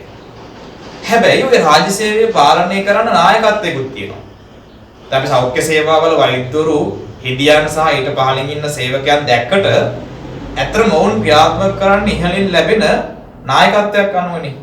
සෞඛ්‍ය සේවාව නම් ඉන්න සෞඛ්‍ය ශාස්ත්‍රය සම්බන්ධ ඇමති කෙනෙක්. ප්‍රයාගේ නියෝගයන් මතයි අවසාන වශයෙන් අර දේවල් ටික මේ මහා සමාජය ඇතුලේ ක්‍රියාත්මක වෙන්නේ. එතකොට දේශපාලන විධායකයන් නායකත්ව ගැනීම විතරයි කරන්නේ. අවසාන වශයෙන් ඒක මහ ජනතාවට අරගෙන ගිහිල්ලා ක්‍රියාත්මක කරන්නේ රටේ තියෙන ස්ථිර විධායකය. ස්ථිර කියන නම පාවිච්චි වෙන්නේ හරි එක විද්‍යාත්මක විදියකට. දේශපාලන විධායකේ කාලෙන් කාලට වෙනස් වෙනවනේ. හැබැයි ස්ථිර විධායකය එහෙම වෙනස් නොවන එකක්. දේශපාලන නායකත්වය නැත්නම් සෞඛ්‍ය ඇමති කාලෙන් කාලට වෙනස් වෙන්න පුළුවන් නේ. කලින් ආණ්ඩුවේ සෞඛ්‍ය ඇමති නෙවෙයිනේ දැන් ඉන්නේ. වෙනස් වෙලා. ඒ කියන්නේ දේශපාලන නායකත්වයේ නායකය වෙනස් වෙන්න පුළුවන්. හැබැයි ස්ථිර විධායකය එහෙම වෙනස් වෙන්නේ නැහැ. ඔවුන්ට තනතුරු ටිකක් තියෙනවා, නිල බලයක් තියෙනවා. ඒ මත ඔවුන් ක්‍රියාත්මක වෙනවා. දේශපාලන නායකත්වයේ කවුරු හිටියත් එයාලේ නීතිය මහ ජනතාව වෙත ක්‍රියාත්මක කළ යුතුයි. එහෙනම් ස්ථිර කියන වචනේ වැටෙන්නේ වෙනස් නොවන කියන අර්ථයෙන් ස්ථිරයි. දේශපාලන නායකත්වයේ කිව්වෝගේ කාලෙන් කාලට මාරු වෙනවා, වෙනස් වෙනවා. දේශපාලන නායකත්වයේ හැබැයි අපිට දකින්න පුළුවන් විවිධ වර්ග යටතේ රටවල් වල තියෙන දේශපාලන නායකත්වයන් වෙනස් වෙනවා. කියන්නේ විධායකයේ ස්වභාවය මත එක වෙනස් වෙන්න පුළුවන්. උදාහරණයක් කිව්වොත් සමහර රටවල දේශපාලන නායකත්වයේ වශයෙන් ඉන්න පුළුවන් අගමැතිය ඇතුළු කැබිනට් මණ්ඩලයක්. රටේ ප්‍රධානීය වෙන්නේ අගමැතිය. හරියට ඉන්දියාව වගේ. එහෙම ක්‍රමයක අපි නම් කරනු තියෙන්නේ කැබිනට් විධායකයා. සමහර රටවල ප්‍රධානීය වශයෙන් කටයුතු කරන ජනාධිපතිවරු. ඇමරිකාව වගේ. එහෙම අපි නම් කරන එහෙම විධායකයා ජනාධිපති විධායකයා. අපේ රටවල තියෙන්නේ දෙකේම එකතුවක්. මිශ්‍ර. අපි නම් කරන එහෙම විධායකයක් මිශ්‍ර විධායකයක් මේ දෙන්නම ක්‍රියාත්මකයි. එහෙම නොවන ඒවා තියෙනවා. අපි නම් කරන ඒවා ඒක පුද්ගල තන්ත්‍ර නැත්නම් ඒක බලවාදී විධායකයක්. එහෙනම් දේශපාලන විධායකේ කොටස් හතරකට බෙදෙනවා. මේ හතරම පවතින්න බෑ. හතරෙන් කුමන හෝ විධායක වර්ගයක් නායකත්වයේ ගනීවි. ඒ නායකත්වය ඔස්සේ ස්ථිර විධායකයේ නීති ක්‍රියාත්මක කරાવી. එහෙනම් විධායකයේ සංවිධානය වෙන්නේ ඔන්න ඔය විදියටයි. විධායකයේ ප්‍රධාන කොටස් දෙකයි පාඩම් කරගන්න. දේශපාලන විධායකයේ සහ ස්ථිර විධායකයේ. ස්ථිර විධායකය කියන්නේ රාජ්‍ය සේවය. අවසාන වශයෙන් ජනතාව වෙත නීති ක්‍රියාත්මක කරන ආයතනය. හැබැයි සඳහා නායකත්වය ගන්නේ දේශපාලන විධායකයක ප්‍රධාන ආකාර හතරකට බෙදන්න පුළුවන්. කැබිනට්, ජනාධිපති මිශ්‍ර සහ එහෙම නොවන ඒක පුද්ගල තන්ත්‍ර විදියට. ඔය තමයි විධායකයේ පැහැදිලි කිරීම. තුන්වන ආයතනය වෙන්නේ අධිකරණය. අපි ආණ්ඩුවේ තුන්වන ආයතනය විදිහට අධිකරණය දැන් සාකච්ඡා කිරීමක් කරනවා. කලින් ආයතන දෙකක් තිබ්බනේ. ව්‍යස්තදායකය සහ විධායකය කියලා. එහෙම තිබුණු ආයතන දෙක. අපි දු ව්‍යස්තදායකය මේක විධායකය කියලා. ව්‍යස්තදායකේ නීති සම්පාදනය කරා. විධායකයන් මේ නීතිය ක්‍රියාත්මක කරා. නීති ක්‍රියාත්මක කරද්දී ඒක ਸਰව සම්පූර්ණ නොවෙන්න පුළුවන්. නැත්නම් සම්පාදනය කරද්දී ඒ සම්පාදනය කරන නීතිය ගැටලු අඩුපාඩු වෙන්න පුළුවන්. ඔය දෙකම වෙන්න පුළුවන්. නැවත කිව්වොත් නීතියක් සම්පාදනය කරද්දී සම්පාදනය වෙන්නේ හරිම නීතිය නොවෙන්න පුළුවන්. බොහෝට අපි කියනනේ ඔය අපේ රටේ නීතිය කියන්නේ පාලකයාගේ කැමැත්ත කියලා. එහෙම වෙන්න පුළුවන් නේ. ඒතර නීති සම්පාදනයේදී පාලකයාගේ කැමැත්ත නම් මහ ජනතාවගේ කැමැත්ත නෙවෙයි නම් ඒකේ වැරද්දක් තියෙනවා. කොහොමද තනක අඩුපාඩුවක් තියෙනවා. නීති ක්‍රියාත්මක කරද්දිත් ඒක ਸਰව සාධාරණ වෙන්නේ නැත්නම් අපි දුම යම්කිසි ආණ්ඩුව ප්‍රතිපත්තියක් ගෙනල්ලා නීතියක් ගෙනල්ලා ඒ නීතිය ක්‍රියාත්මක කරා. හැබැයි කොටසකට විතරක් ඒක ප්‍රතිලාභ ගියා. කොටසකට ප්‍රතිලාභ ගියේ නැහැ. ඒතර නීතිය ක්‍රියාත්මක කිරීම බරපතල ගැටලුවක් තියෙනවා. එතකොට නීති සම්පාදනය සහ නීති ක්‍රියාත්මක කිරීමේදී අඩුපාඩු වෙන්න පුළුවන්. අන්න එක වළක්වා ගන්න තමයි අධිකරණය කියන ආයතනය ස්ථාපිත කරන්නේ.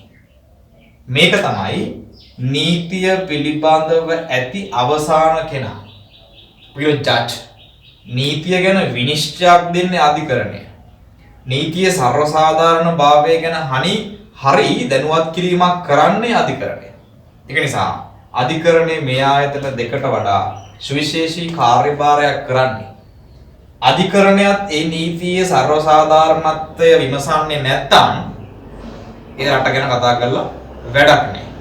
ඒක නිසා මේ කියන ආයතන දෙකට වඩා ශක්තිමත් අධිකරණයක් තිබිය යුතුයි. අධිකරණය තුල ඉදිය යුත්තේ නීතිය පිළිබඳ ඉහළ දැනුමක් තියෙන කෙනෙක් නේ. අපි දන්නවනේ විනිශ්චයක් දෙන්න නම් ඒ විනිශ්චය දෙන කෙනාට ඒ විෂය ගැන තියෙන ඕන ප්‍රාමාණික දැනුමක්. ක්‍රිකට් මැච් එකක් ගන්නකො. ක්‍රිකට් මැච් එකේ ඉන්න අම්පයර් නැත්නම් විනිශ්චයකාරවරයෙක් ඉන්නවනේ. ඒ විනිශ්චයකාරවරයාට අත්දැකීම තියෙන වොලිබෝල් ක්‍රීඩාව ගැන නම් නැත්නම් විනිශ්චයකාරවරයා රගර් විනිශ්චයකාරයෙක් නම් රගර් ක්‍රීඩාව කරපු කෙනෙක් නම් ඌට මෙලෝ හත්තිලාවක දැනුමක් නැහැ ක්‍රිකට් ක්‍රීඩාව ගැන. එයා ලබා දෙන තීරණය බොහෝ විට වොලිබෝල් ක්‍රීඩාවේ තීරණයක් වෙන්න පුළුවන්. නේ? හයියෙන් ගැහුවොත් ඒකට අල්ලන විදිය වෙනස් වෙන්න පුළුවන්. එහෙනම් මේකේ ඉන්න ඕන විනිශ්චය කරන කෙනා ඒ විෂය ගැන ඉහළම දැනුමක් තිබෙන කෙනෙක් වෙන්න ඕන. එහෙනම් අධිකරණය තුල ඉන්න ඕන නීතිය ගැන දැනුමක් තියන අය. මේ ආයතන දෙක එහෙම වෙන්නේ නැහනේ. ප්‍රජාතන්ත්‍රවාදී ක්‍රමයක නම් නීති සම්පාදනය කරන පාර්ලිමේන්තුවේ මහ ජනතාවගේ නියෝජිතයින් ටික. ඒතර නියෝජිතයන් පත් කර දෙන්න සුදුසුකම් බලන්නේ නැහනේ. අපේ රටේ පාර්ලිමේන්තුව අරන් බැලුවොත් ඒකින් වැඩිපුරම සුදුසුකම් නැති අයනේ. සුදුසුකම් කියලා කෝණයක් දෙන්නත් බෑ අතට. ඒක නිසා ඒකේ නීතිය ගැන දැනුමක් තියෙන අය ඉන්න පුළුවන්. හැබැයි ඒකේ ප්‍රමාණය ඉතාම අඩුයි. විධායකේ නීතිය ගැන දැනුමක් තියෙන අය ඉන්න පුළුවන්. හැබැයි ඒකේ ප්‍රමාණය අඩුයි. නීතිය ගැන දැනුමක් තියෙනවා සහ නීති උපාධියක් තියෙනවා අය එහෙම කියන්න පුළුවන් කෙනෙක්ට. හැබැයි ඒකේ ප්‍රායෝගික අත්දැකීමකුත් තියෙන්න ඕනනේ. විෂය විතරක් මදි. ඒකේ ප්‍රායෝගික නිල්ලා ඉඳලා අඩු තීන්දුව බලලා ඒ සම්බන්ධව අත්දැකීමකුත් තියෙන්න ඕනනේ. ඒක නිසා ව්‍යවස්ථාදායකයේ සහ විධායකයේ ඉන්නේ නීතිය ගැන ප්‍රාමාණික දැනුමක් තියන අය නෙවෙයි. දැනුමක් තියන අය වෙන්න පුළුවන්. හැබැයි යාලට විනිශ්චය ගැන දැනුමක් නැති වෙන්න පුළුවන්. ඒක නිසා මේ දෙකේ නීතිය පිළිබඳ දැනුමේ තියෙන ප්‍රමාණය අඩුකම නිසා නීතිය පිළිබඳ වැරදි වෙන්න පුළුවන්. ඒක ඇත්ත. එහෙම වෙලා තියෙනවා. අපේ රටේ ඉතිහාසය විතරක් නෙවෙයි ඕනම රටක ඉතිහාසය අරන් බැලුවොත් නීතිය පිළිබඳ දුර්වලතයන් ඕනතරම් අහු වෙන්න පුළුවන්. ඒක නිසා තමයි අධිකරණය ඒ විශේෂ සන්නද්ධ අයකින් සකස් කරන්න ඕන. එහෙනම් අධිකරණය තුල ඉන්නේ නීතිය පිළිබඳ ඉහළටම ගියපු අපි කියනවා මේ විනිශ්චයකරුවා. ඒ කියන්නේ මේ අධිකරණය තුල ඉන්නේ විනිශ්චයකරුවන් ටිකක්. නැත්නම් ජජ්මන්ට්ලා. ඒ විනිශ්චයකරුවන් තමයි මේ පිළිබඳව විනිසුරුව නැත්නම් යම්කිසි පරීක්ෂණයක් කළ අවසානයේ තීරණය ලබා දෙන්නේ ඒ නීතියේ සර්වසාධාරණ බව ගැන. යම් නීතියක අඩුපාඩුවක් වුණා නම් අඩුපාඩුව උනේ කොහොමද ඒක වෙනස් වෙනව කොහොමද කියලා පරීක්ෂණයක් ඇතුලේ නිගමනයක් දෙන්න මේ කියන අධිකරණය ශක්තිමත් විය යුතුයි. ඒ නිසා මේ ආයතන දෙක හැරුණම ආණ්ඩුවේ ප්‍රබලම ආයතනය වෙන්නේ අධිකරණයයි. මේ ආයතන දෙක හැරුණම කිව්වේ මේ ආයතන දෙකට වඩා බලවත් ආයතනය වෙන්න ඕන අධිකරණයයි. හැබැයි ඒ අධිකරණයේ බලය මේවා ඉක්ම වූ වෙන්නත් බෑ. මොකද අපිට ඉස්සරට කතා කරමු බලතල බෙදීමේ සංකල්පයක් ගැන. එහෙම වුණොත් වෙන්නේ මේ ආයතන දෙකේ තියෙන කාර්යයන් වලට අධිකරණය ඕනෑමට වඩා ඇඟිලි ගහන්නත් පුළුවන්. ඒ මේ වගේ බලය තුලනේ විය යුතුයි. ඒක පසුවට තියෙන කතාවක්. කොහොමවත් අධිකරණය සකස් වෙන්න ඕන ස්වාධීන නීතිය පිළිබඳ දැනුමක් තියෙන විනිශ්චයකරුවන්ගේ. එහෙම වුණොත් තමයි රටක ආණ්ඩුවේ ක්‍රියාකාරීත්වය හරි සර්වසාධාරණ විදියට ක්‍රියාත්මක කරගෙන යන්න පුළුවන්. එන අවසාන නිගමනය තමයි ප්‍රශ්නෙන් අපෙන් ඇහුවේ ආණ්ඩුවේ ස්වභාවය කියලා. අපි ඔය කිව්වේ ආණ්ඩුවේ ස්වභාවය ගැන ආණ්ඩුවේ හඳුනා ගැනීම සම්බන්ධ අදහස. අපි අවසාන නිගමනයක් දෙනවා ආණ්ඩුව කියන්නේ රාජ්‍යයේ කොටසක් සහ ඒ රාජ්‍යයේ පැවරෙන වගකීම මෙන්න මේ කියන ව්‍යවස්ථාදායක විධායක සහ අධිකරණ කියන ආයතන හරහා ක්‍රියාත්මක කරන ආයතනයක්.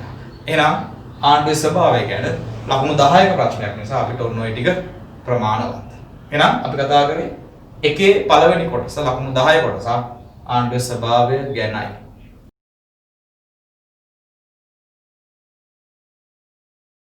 අපි කලින් කතා කරපු ආණ්ඩුවේ ස්වභාවය පාඩමට අදාළ MCQ ප්‍රශ්න දෙකක් ඔබට ලැබිලා තියෙනවා. අපි තිරේ දක්වනවා. අපි යනවා මේක සම්බන්ධව සාකච්ඡාවක් කරන ඔබට ආණ්ඩුව තේරුම් ගැනීම සම්බන්ධව අදහසක් තමයි මෙතනින් දෙන්න හදන්නේ. මේ දැනුම ගැන පරීක්ෂා කිරීම. කොහොමද ආණ්ඩුව අපිට රාජ්‍ය පාඩමෙත් අහුණා. සමහරවිට එතනදී කියවෙන කාරණා මෙතෙන්දී නොකියවෙන්නේ නැති. සහ ඔළුවේ තියාගන්න රාජ්‍ය පාඩම ඇතුළත අපිට ආණ්ඩුව යම් විදිහකින් සාකච්ඡාවට අහුණා. අපි සියල්ල එකලස් කරලා අපි දැන් මේ ප්‍රශ්න කිහිපය කරන්න උත්සාහ කරමු. ඔබ මට අවශ්‍ය වෙන්නේ MCQ වලදී ඔබ දක්වන දුර්වලතාවයන් මගහරවා ගන්න. පළවෙනි ප්‍රශ්නය බලන්න හොඳට ආණ්ඩුව ගැන අහලා තියෙනවා. අපෙන් ඉල්ලන්නේ නිවැරදි ප්‍රකාශ කාණ්ඩය. යටින් බලන්න ප්‍රකාශ කොහොමද තියෙන්නේ කියලා. ප්‍රකාශ අනුව නම් වරදින්න ඕන එක ප්‍රකාශයයි. අපි නම් තෝරමු ඒ වැරදි ප්‍රකාශය මොකක්ද කියලා ඒක අහුණාම අපිට ඊටු ටික නිවැරදි ප්‍රකාශ විදියට ගන්න පුළුවන්. එහෙම විය යුත්තේ. ප්‍රකාශයට කියවගෙන යමු. සියලු ජනතාවගේ පොදු අභිමතය නියෝජනය කරයි. අපි කිව්වා ආණ්ඩුව සම්බන්ධ වෙන්නේ රාජ්‍ය එක්ක. ඒතර මේ සියලු ජනතාව කියලා කියන්නේ රාජ්‍ය ඇතුලේ ඉන්න සමස්ත මානව ප්‍රජාව. අපේ රටේ වගේ නම් ලක්ෂ 250ක් 260කට අධික මානව ප්‍රජාවක්. එතකොට මෙතනින් කියනවා ආණ්ඩුව කරන්නේ අර ඉන්න සියලුම ජනතාවගේ පොදු අභිමතය නියෝජනය කිරීමක්ලු. ඔබ ඒක පිළිගන්නවද? ඒක තමයි මේකෙදි බලාපොරොත්තු වෙන්නේ. මෙහෙම හිතන්නකෝ. ආණ්ඩුව කියලා කිව්වොත් අපි අර කලින් කිව්ව විදිහට ආණ්ඩුව ප්‍රජාතන්ත්‍රවාදී වෙන්නත් පුළුවන්, එහෙම නොවෙන්නත් පුළුවන් නේ. ප්‍රජාතන්ත්‍රවාදී කෝණය තුල ඔබ läගගෙන නම් ඉන්නේ. මම අර කලින් කිව්ව විදිහට ඔබට හිතෙන්නේ ඔව් ආණ්ඩුව සමස්ත ජනතාවගේම කැමැත්තම කරන්න ඕන කියලා. නෑ. ආණ්ඩුව එහෙම වෙන්නේ නෑ. ආණ්ඩුව ප්‍රජාතන්ත්‍රවාදී නොවෙන්නත් පුළුවන් නේ. එතකොට පිළිතුර බලන්නකෝ. ප්‍රජාතන්ත්‍රවාදී නොවන එක ආණ්ඩුව මහ ජනතාවගේ කැමැත්ත නියෝජනය නොකරන්න පුළුවන් නේ. මම උදාහරණ තුනේ හිට්ලර් ගැන. ඒතර හිට්ලර්ගේ අරමුණ මහ ජනතාව නෙවෙයිනේ. එයාගේ බලයනේ. ඒතර ඒ බලය පස්සේ හිට්ලර් දිව්වා මහ ජනතාවගේ කැමැත්ත නියෝජනය කරේ නෑ. ඒක මහ ජනතාව අකමැතිම දේ වෙන්න පුළුවන්. හැබැයි හිට්ලර් කියන පාලකයාට තියෙන බිය නිසාම මිනිස්සු ඒ ගැන මොකුත් මතයක් ගොඩනගන්න උත්සාහ කරේ නෑ. හිට්ලර් තමන් ගමන ගියා. මහ ජනතාව උඩ සහාය පළ කරමින් කැමැත්තෙන් හෝ අකමැත්තෙන් ඔහුගේ හමුදාවට බැඳුණා. ඒ බැඳිලා හිට්ලර් එක්ක ලෝක සංග්‍රාමයක් දියත් කරා. එතකොට මේ ප්‍රජාතන්ත්‍රවාදී නොමන ක්‍රමයකනේ. ඒතර ඒ ක්‍රමය ඇතුළේ හිට්ලර් අනුගමනය කරේ ඔක්කොම ජනතාවගේ පොදු අභිමතයද? නෑ. එයා නියෝජනය කරේ එයාගේ අභිමතයක් නේ. එතකොට පාලකයාගේ කැමැත්ත ආණ්ඩුවෙන් තුලින් ප්‍රකාශ වෙන්නත් පුළුවන්. රාජ්‍ය කැමැත්ත ප්‍රකාශ වෙන්නත් පුළුවන්. මහ ජනතාවගේ කැමැත්ත ප්‍රකාශ වෙන්නත් පුළුවන්. ඒ කියන්නේ ආණ්ඩුව කියන එකට අර වර්ග තියෙන නිසා නිශ්චිත කුලකයක් නැති නිසා ඒකේ අනුකූලක හැදෙන නිසා ආණ්ඩුව කියන්නේ සියලුම ජනතාවගේ අභිමතය නියෝජනය කරන කෙනෙක් නම් නෙවෙයි. ආණ්ඩුව නියෝජනය කළ යුත්තේ රාජ්‍ය මිසක් මහ ජනතාව නොවේ. මහ ජනතාව නියෝජනය කරන්නේ ප්‍රජාතන්ත්‍රවාදී ක්‍රමයකයි. අපි ඒක පාඩම මුලදීන් පටන් ගත්ත එහෙමයි. එහෙනම් පළමු ප්‍රකාශය නිවැරදි නෑ, ඒක වැරදි. ඊටු ටික හරියන්න ඕන බලමු. B ප්‍රජාතන්ත්‍රවාදී හෝ ප්‍රජාතන්ත්‍රවාදී නොවිය හැකිය. ඇත්තනේ දැන් අපි මේ අදහසින්ම කිව්වනේ. ලෝකේ තියෙන ප්‍රජාතන්ත්‍රවාදී ආණ්ඩු සහ එහෙම නොවනේවත්. B හරි එහෙනම්. C එක් පුද්ගලයෙක්ගෙන් හෝ පුද්ගල කණ්ඩායමකින් සමන්විතයි. ආණ්ඩුව ඇතුළේ එක පුද්ගලයෙක් ඉන්නත් පුළුවන්. හිට්ලර් එක්කෙනා යෝ. තව පුද්ගලයන් කණ්ඩායමක් ඉන්නත් පුළුවන්. අපේ රටක ප්‍රජාතන්ත්‍රවාදී ක්‍රමයක අපේ රටේ නම් ඉන්න ජනාධිපති ඉන්නෝ ආණ්ඩුව නියෝජනය කරමින් අගමැතිවරයෙක් ඉන්නෝ කැබිනට් මණ්ඩලයක් ඉන්නවා. ඒතර කණ්ඩායම. එහෙම වෙන්න පුළුවන්. අපිට මිලිටරි හා හමුදා ආණ්ඩුවල උගෙන ජොන්ඩාවක් කියන කණ්ඩායමක් ඉන්නේ. ඒක නිසා B හරි වගේම C හරි. D කියනවා රාජ්‍යයෙන් වියුක්තව වුවද පවතින්න පුළුවන්. ඒ රාජ්‍යයෙන් පිටස්තරව වුණත් ආණ්ඩුවකට පවතින්න පුළුවන්. රාජ්‍යයෙම ඉන්න ඕන කියලා නියමයක් නැහැනේ. රාජ්‍ය නියෝජනය කරන්න ඕන. හැබැයි ඒක රාජ්‍යයෙන් පවතින්න ඕන කියලා අදහසක් තියෙනවා. නෑ. රාජ්‍යයෙන් පිට ඉඳන් උනත් තමන්ගේ රාජ්‍ය පාලනය කරන්න පුළුවන් ආණ්ඩුවට. දැන් වෙලා නැද්ද? එහෙම කරන්න බැරිද? පුළුවන් නේ. උදාහරණයක් පාසලම ගන්නම්කෝ. පාසලේ විදුහල්පති කියන්නේ ආණ්ඩුව නම් විදුහල්පතිවරයා පාසලේ ඉන්නම ඕනද පාසලේ කාර්යයන් ටික වෙන්න? එයා ලෙඩ වෙන්නේ නැද්ද? එයා නිවාඩු ගන්න නැද්ද? එහෙම වෙන්න පුළුවන්. ඒ කියන්නේ පාසලක විදුහල්පතිවරයා පාසලේ ඉන්නම ඕනේ නැහැ. පාසලේ කාර්යයන් ටික කරගන්න පුළුවන්. ඒ වගේම තමයි ඔය කිව් විදිහට ආණ්ඩුව. ආණ්ඩුව රාජ්‍ය ඇතුළේම ඉන්න ඕන කියලා එකක් නැහැනේ. රාජ්‍යයෙන් පිට ඉඳන් උනත් අවශ්‍ය කාර්යයන් ටික කරන්න පුළුවන් නේ. එහෙම වෙලා තියෙන ලෝක ඉතිහාසයේ. අපිට රාජ්‍ය පාරමිතිය අපෙලා තියෙනවා ඔන්න කියන කාරණේ ගැන. ඒ විශේෂයෙන් දෙවන ලෝක යුද්ධ කාලයේදී හිට්ලර් එනවා නෝර්වේ රාජ්‍ය ආක්‍රමණය කරන්න. නෝර්වේ කියන්නේ කුඩා රාජ්‍යයක්. ඒ නෝර්වේ ආණ්ඩුව ඒ වෙලාවේ පයින්නවා මුහුණ දෙන්න බැරි කම නිසා හිට්ලර්ට එංගලන්තයට. එංගලන්තේ ඉඳගෙන තමන්ගේ රාජ්‍ය පාලනය කරා. එහෙම වෙන්න පුළුවන්. 1990 දී ඉරාකයේ විසින් කුවේටය ආක්‍රමණය කරනවා. කුවේට් ආණ්ඩුව ඒ වෙලාවේ මුහුණ දෙන්න බැරි කම නිසා ඉරාකයට පයින්ව සෞදි අරාබියට ඒ නායකයන් ටික. ඒතර මොකද්ද වෙලා තියෙන්නේ? එහෙ ඉඳගෙන පාලනය කරා. එහෙනම් මේ කියන විදිහට ආණ්ඩුව රාජ්‍ය ඇතුළේම ඉන්න ඕන කියලා එකක් නැහැ. මොකද ආණ්ඩුව කියන්නේ රාජ්‍යයේ කොටසක් විතරයිනේ. ඒ කොටසෙන් අවශ්‍ය කරන්නේ රාජ්‍යයේ කාර්යයන් ටික පමණයිනේ.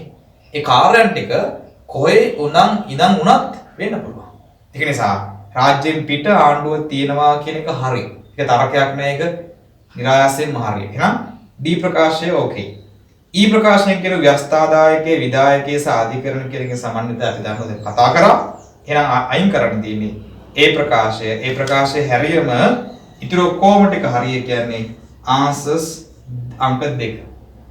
දෙකයි නිවැරදි පිළිතුර වෙන්නේ. අපි යනවා ආය දෙවෙනි ප්‍රශ්නෙට. ඒකත් අහන්නේ ආණ්ඩුව ගැනම තමයි.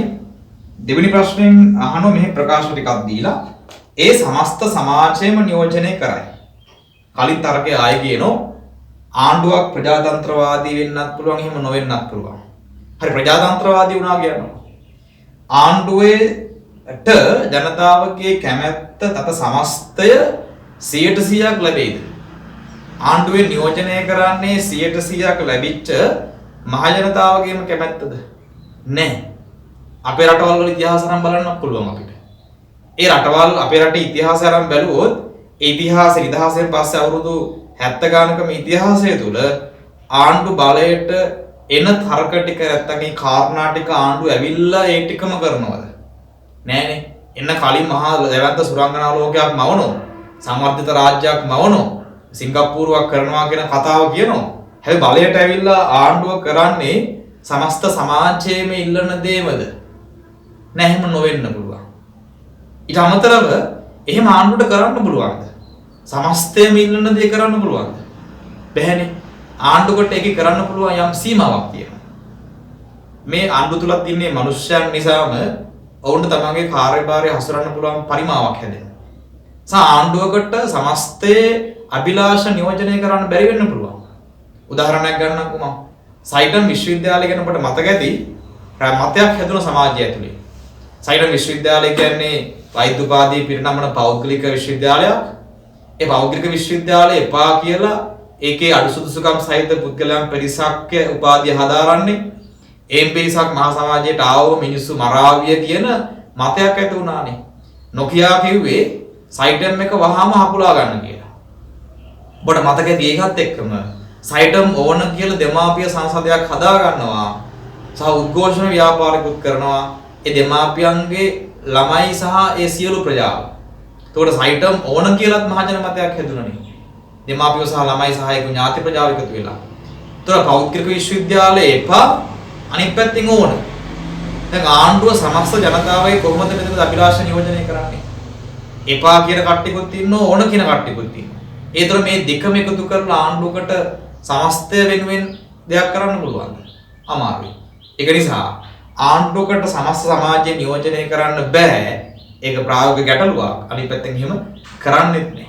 ඒක නිසා ඒ ප්‍රකාශය තාර්කික නෑ. ඒක වැරදි. එහෙනම් ඒකෙත් ඒ ප්‍රකාශයෙන් වර්ධිනවා. ඊටු ටික හරියට තියෙනවා. බලමු B රාජ්‍ය කැමැත්ත ක්‍රියාවට නංවනු ලබනවා. රාජ්‍ය කැමැත්ත මම අර මහ ජනතාවගේ කැමැත්ත නෙවෙයි. මහ ජනතාව කැමැත්ත කියලා කිව්වොත් ඒක ප්‍රජාතන්ත්‍රවාදී ක්‍රමයට විතරයි අදාළ. හැබැයි රාජ්‍ය නියෝජනය කරන නිසා රාජ්‍ය කැමැත්ත කියන්න පුළුවන්. B හරි. කියන්නේ දෙක හරි. C ප්‍රකාශය ආයතන තුනකින් ව්‍යවස්ථාදායකයේ විධායකයේ සහ අධිකරණයේ හරි. D ප්‍රජාතන්ත්‍රවාදී හා එහෙම නොවෙන්න පුළුවන් හරි. E ආරම්භයේ රාජානු ස්වරූපයෙන් තිබ්බා. මං කිව්වේ නූතන ජාතික රාජ්‍යයන් කලින් ආරම්භයේ බොහෝ රාජ්‍යයන් රාජානු ස්වරූපයෙන් තිබ්බේ. ඒ වගේ පාලකයා නැත්නම් ආණ්ඩුව බවට පත් වුණේ තනි කෙනෙක්. ඒ ප්‍රකාශයත් නිවැරදි. ඒකෙත් උත්තරේ ඒ ඇතෑරියම BCD ඒකෙත් ආන්සර්ස් අංක 2.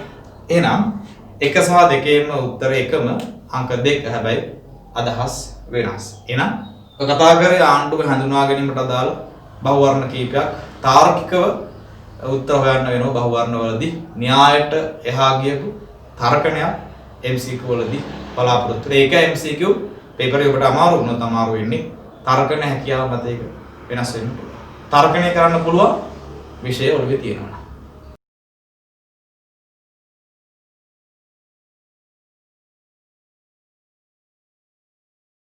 ආණ්ඩු ආකෘතිය පාඩම යටතේ ඔබට ලැබෙන දෙවෙනි ප්‍රශ්නේ ආණ්ඩු ක්‍රම වර්ගීකරණය. මතක තියාගන්න මේක පළමු ප්‍රශ්නයෙන් කොටසක්. අපි ලකුණු 10 කොටස් දෙකක්. අපි එක කොටසින් කතා කරේ ආණ්ඩුවේ ස්වභාවය ආණ්ඩුව හඳුනා ගැනීමක් කරා. එකේ දෙක අපෙන් අහන්නේ ආණ්ඩුක්‍රම වර්ගීකරණය. මේක පසුගිය අවුරුද්දක විභාග ප්‍රශ්නයක් විදිහට අහලා තියෙනවා. සමීකල හරහා ඔබට ලැබෙන ලකුණු 10ක ප්‍රමාණයක්. ආණ්ඩුක්‍රම වර්ගීකරණය මාතෘකාව අහන්න පුළුවන්. ඒ ප්‍රශ්නේ අහන්න පුළුවන්. තවත් ආකාර කීපයක් තියෙනවා. ඒක අහන්න පුළුවන් මේක ආණ්ඩුක්‍රම ආකෘති කියලා වෙනස් විදියකට. හැබැයි ඒකේ අන්තර්ගත එකයි. මේ ප්‍රධාන මාතෘකාව වෙන්නේ ආණ්ඩු ආකෘති නිසාම මේ ප්‍රශ්නේ බලාපොරොත්තු වෙන්නේ ආණ්ඩුක්‍රම ආකෘති නැත්නම් වර්ගීකරණයක්. හැබැයි ලකුණු 10ක් නිසා අපිට මේකේ සීමාවක් තියලා නැහැනේ. නිසා මේකේ සමස්ත ආණ්ඩුක්‍රම වර්ගීකරණයම අන්තර්ගත විය යුතුයි. අපි මේකෙදි කාලය සහ ඒ ප්‍රමාණය ගැන සැලකිල්ලක් දක්වන්න වෙනවා. අපි ඒක ක්‍රමිකව ආරම්භ කරමු. සායක වෙන්නේ කොහොමද කියලා ඔබට අදහසක් දෙන්න ප්‍රශ්න සාකච්ඡා කිරීම හරහා. එනවලුට දාගන්න මේ ප්‍රශ්නෙන් අහන්නේ ආණ්ඩුක්‍රම වර්ග කිරීමක් ගැන නැත්නම් ආණ්ඩුක්‍රම වල තියෙන නැත්නම් ආණ්ඩුවල තියෙන ආකෘති ගැන. ඒක සමස්ත පාඩමේ සාරාංශයක් බලාපොරොත්තු වෙනවා. මොකද පාඩමත් ඒකම නිසා. ආණ්ඩුක්‍රම ආකෘති අපි ආණ්ඩුව කලින් හඳුනාගත්තා. ඒ හඳුනාගත්තු ආණ්ඩුවේ ආකෘති නැත්නම් වර්ගීකරණය ගැන සාකච්ඡා කරද්දී ඒක ඉතිහාසයේ දිව යනෝ ග්‍රීක යුගයේ දක්වා. අපි මේකට කාලයක් දුන්නොත් ක්‍රිස්තු පූර්ව 400 නැත්නම් 4 වන සියවස. 400 කාලයේ ග්‍රීක යුගය තුල තමයි මුලින්ම ආණ්ඩුක්‍රම වර්ගීකරණයක් නැත්නම් ආකෘති ගැන සාකච්ඡාවක් සිද්ධ වුණේ න්‍යායාත්මකව. ඒ අනුව ග්‍රීක අධ්‍යයනය ඇතුළත අපිට ප්‍රධාන චින්තකයින් දෙන්නෙක් අගුණ දාර්ශනිකයෝ එකෙනෙක් තමයි ප්ලේටෝ අනික ඔහුගේ ශිෂ්‍යයා ඒ තමයි ඇරිස්ටෝටල්. මේ දෙන්නා තමයි ග්‍රීක යුගයේ ඇතුලේ ආණ්ඩුක්‍රම වර්ගීකරණය ගැන වඩා හොඳින් සංවිධානාත්මකව සාකච්ඡා කරපු දෙන්නා. එවකට ප්ලේටෝ විසින් ආණ්ඩුක්‍රම වර්ගීකරණය ඇතුලේ සාකච්ඡා කරපු අදහසම ටිකක් විස්තරාත්මකව ඇරිස්ටෝටල් සාකච්ඡා කිරීමක් කරනවා. ප්ලේටෝ සමූහාණ්ඩුව නැත්නම් විශේෂ රිපබ්ලික් කියන කෘතිය හරහාත් ඇරිස්ටෝටල් පොලිටික්ස් නැත්නම් දේශපාලන කියන කෘතිය හරහාත් මේ කියන ආණ්ඩුක්‍රම වර්ගීකරණය ගැන යම් අධ්‍යයනයක් කරලා තිබුණා. අපි ඒකෙදි පොඩි පැහැදිලි කිරීමක් කරන්න ගන්නවා ඇරිස්ටෝටල්ගේ ආණ්ඩුක්‍රම වර්ගීකරණය ගැන ඔබට ටියුට් එකේ දීලා තියෙනවා. ඇරිස්ටෝටල් කොහොමද ආණ්ඩුක්‍රම වර්ග කරේ? නැත්නම් ආණ්ඩු වර්ග කරේ කොහොමද? ඇරිස්ටෝටල් එවකට හිටියේ ග්‍රීසියේනේ. ග්‍රීසිය ඇතැන්ස් නගරේ. අපි කෝ ඇතැන්ස් හරුනම තවත් නගර රාජ්‍යයන් ආසන්න වශයෙන් 200ක් විතර එවකට පැවතුනා කියලා කියවෙනවා. ඒ ග්‍රීක නාගරික රාජ්‍යවලට ඇරිස්ටෝටල් යනවා. ඊළඟ හොයනවා ඒ නගරවල තියෙන ආණ්ඩු මොන වගේද? එයාට අත්දැකීමක් තියෙනවා ඇතැන්ස් ආණ්ඩු ගැන සහ ස්පාටා වල. මොකද එයා ස්පාටා සිට පැමිණෙන කෙනෙක්. ඒතර ස්පාටා ආණ්ඩු ගැන සහ එයා එවකට ඉන්න ඇතැන්ස් ආණ්ඩු ගැන හැම අවබෝධයක් තියෙනවා. හැබැයි එයාට සෙසු නගරවල තියෙන පොලිස් රාජ්‍යයන් වල තියෙන ආණ්ඩු ගැන එච්චර අවබෝධයක් නැහැ. එයා මේ ආණ්ඩු ගැන හොයාගෙන අධ්‍යයනයක් කරමින් තුලනාත්මකව විග්‍රහ කරමින් යනවා. ඒ යද්දී මෙයා ගියාලු නගර 158කට. ගිහිල්ලා නගරවල තිබිච්ච ආණ්ඩුක්‍රම ගැන යම් අවබෝධයක් ලබා ගත්තා. ඒ ලබාගෙන ඇවිත් ඒ අවසානයේදී ආණ්ඩුක්‍රම වර්ග කරා සාධක දෙකක් මත පදනම් වෙලා. ඔබට මේ ඉදිරිපත් කරන chart එක නැත්තම් වගුවෙන් පෙන්නන්නේ ඒ ආණ්ඩුක්‍රම වර්ග කරපු ප්‍රධාන සාධක දෙක සහ ඒ යටතේ ආ ඉදිරිපත් කරපු ආණ්ඩු ක්‍රම ටික. සාධක දෙක උනේ මෙයාගේ ඉතා සරලයි. එක සාධකයක් එයා බෙදනවා මේ ආණ්ඩු ටික යහපත් ආණ්ඩු සහ අනිත් පැත්තේ මෙයා බෙදනවා ඒ ආණ්ඩු අයහපත් ආණ්ඩු කියලා. ඒතර මෙයා ආණ්ඩුකම වර්ග කරලා තියෙන යහපත් සහ අයහපත් වශයෙන්. යහපත් ආණ්ඩු කීපයක්. ඒකෙදි රාජාණ්ඩු, රදලාණ්ඩු සහ ප්‍රජාතන්ත්‍රවාදී ආණ්ඩු කියලා දක්වන යහපත් ආණ්ඩු විදියට. ඊට අමතරව අයහපත් ආණ්ඩු විදියට මෙයා දකිනවා ආඥාදායක, ඊට කතිපයාධිපති සහ දූෂිත ප්‍රජාතන්ත්‍රවාදී ආණ්ඩු. ඔබට මේ දක්වලා තියෙන වගුවින්නේ ගැන විස්තරාත්මක අවබෝධයක් සහ දීලා තියෙන නිබන්ධනිනුත් ලැබෙයි. එතකොට ඇරිස්ටෝටල් ආණ්ඩුකම වර්ග කළ තියෙන ඔන්න සාධක දෙක මත පදනම්ම යහපත් සහ අයහපත් විදියට. හැබැයි ඒ ආණ්ඩුක්‍රම වර්ගීකරණයේ වර්තමානයේ පිළිගන්නේ නැහැ සාර්ථක ආණ්ඩුක්‍රම වර්ගීකරණයක් විදියට. ඒක අසාර්ථකයි. හේතුව තමයි යහපත් සහ අයහපත් වශයෙන් ආණ්ඩුක්‍රම වර්ග කරාම ඒක පුද්ගලානුබද්ධ වෙනවා. ඔබ යහපත් කියලා නැත්නම් ඔබ හොඳයි කියලා හිතන දේ වෙන කෙනෙක්ට නරක අයහපත් වෙන්න පුළුවන් නේ. ඇරිස්ටෝටල්ගේ මතයට අනුව යහපත් කියන ආණ්ඩුක්‍රම වෙනත් කෙනෙක්ට ඒක අයහපත් වෙන්න පුළුවන් නේ. ඒක නිසා යහපත් අයහපත් කියන මේ කෝණය එක එක්කෙනාට වෙනස්. ඒක එක එක්කෙනාගේ දර්ශනයන් මත වෙනස් වෙන දෙයක්. ඒක නිසා යහපත් අයහපත් වශයෙන් වර්ග කිරීම විද්‍යාත්මක නැහැ. ඒක අතාර්කිකයි. සනෝතනේ ඒ වර්ගීකරණය බැහැර කරනවා. බැහැර කළා අද ආණ්ඩුක්‍රම වර්ග කරන්නේ වෙනස් සාධක දෙකක් මත පදනම්. සාධක දෙකයි. එදත් දෙකයි යහපත් අයහපත්. හැබැයි අද දෙක යහපත් අයහපත් නෙවෙයි. අද ආණ්ඩුක්‍රම වර්ග කරන්නේ විද්‍යාත්මකව වෙනස් නිර්ණායක දෙකක් ඔස්සේ. අපි මේ පාඩමෙන් අවබෝධයක් දිය යුත්තේ ඒ සාධක දෙක සහ ඒ ආණ්ඩුක්‍රම වර්ග වෙන නිර්ණායක දෙක පිළිබඳව. මෙන්න වර්තමානයේ ආණ්ඩුක්‍රම වර්ගීකරණයට ලක් කරන නූතන නිර්ණායකයන් දෙක. එකක් තමයි අපි ආණ්ඩු වර්ග කරනෝ රාජ්‍ය බලය පදනම් කරගෙන සහ අනිත් පැත්තෙන් අපි ආණ්ඩු වර්ග කරනවා විධායක බලය පදනම් කරගෙන. වර්තමානයේ ආණ්ඩුක්‍රම වර්ගීකරණය ලක් කරන්නේ රාජ්‍ය බලය සහ විධායක බලය අනුව. රාජ්‍ය බලය යටතේ අදහස් කරන දේ විධායක බලය යටතේ අදහස් කරන දේ එකිනෙකට වෙනස් සහ ඒ යටතේ තවත් ආණ්ඩු කීපයක් අපිට දකින්න පුළුවන්. රාජ්‍ය බලය යටතේ ආණ්ඩුක්‍රම වර්ගීකරණය කරද්දී සහ විධායක බලය යටතේ කොහොමද ඒක කරන්නේ කියලා අපි හඳුනා ගැනීමක් කරමු. රාජ්‍ය බලය සමානයි අපි දන්නෝ ඔබ දන්නෝ ස්වාධිපති බලයට. රාජ්‍යයට තියෙන බලයක් ඒ බලය අපි නම් කරනවා ස්වාධිපති බලය කියලා. ස්වාධිපති බලය රාජ්‍යයේ උරුම බලයනේ. හැබැයි රාජ්‍යයට ස්වාධිපති බලය ගැන උරුමයක් තිබ්බට ඒක ක්‍රියාත්මක කරන්න බෑ. අපි අර කලින් ආණ්ඩුව හඳුන්වද්දි කිව්වේ ආණ්ඩුව තමයි මේ ස්වාධිපති බලය ක්‍රියාත්මක කරන්නේ.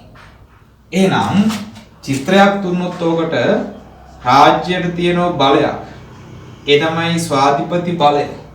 හැබැයි ඒ බලය රාජ්‍යයට ක්‍රියාත්මක කරන්න බැරි නිසා ඒක දෙනම ආණ්ඩුවට. ආණ්ඩුවට දෙද්දී අපි ඒක වචනයක් දානෝ දීම හේවත් අවධාරිත කිරීම. අවධාරිත කිරීම කියන්නේ පවරා දීමට.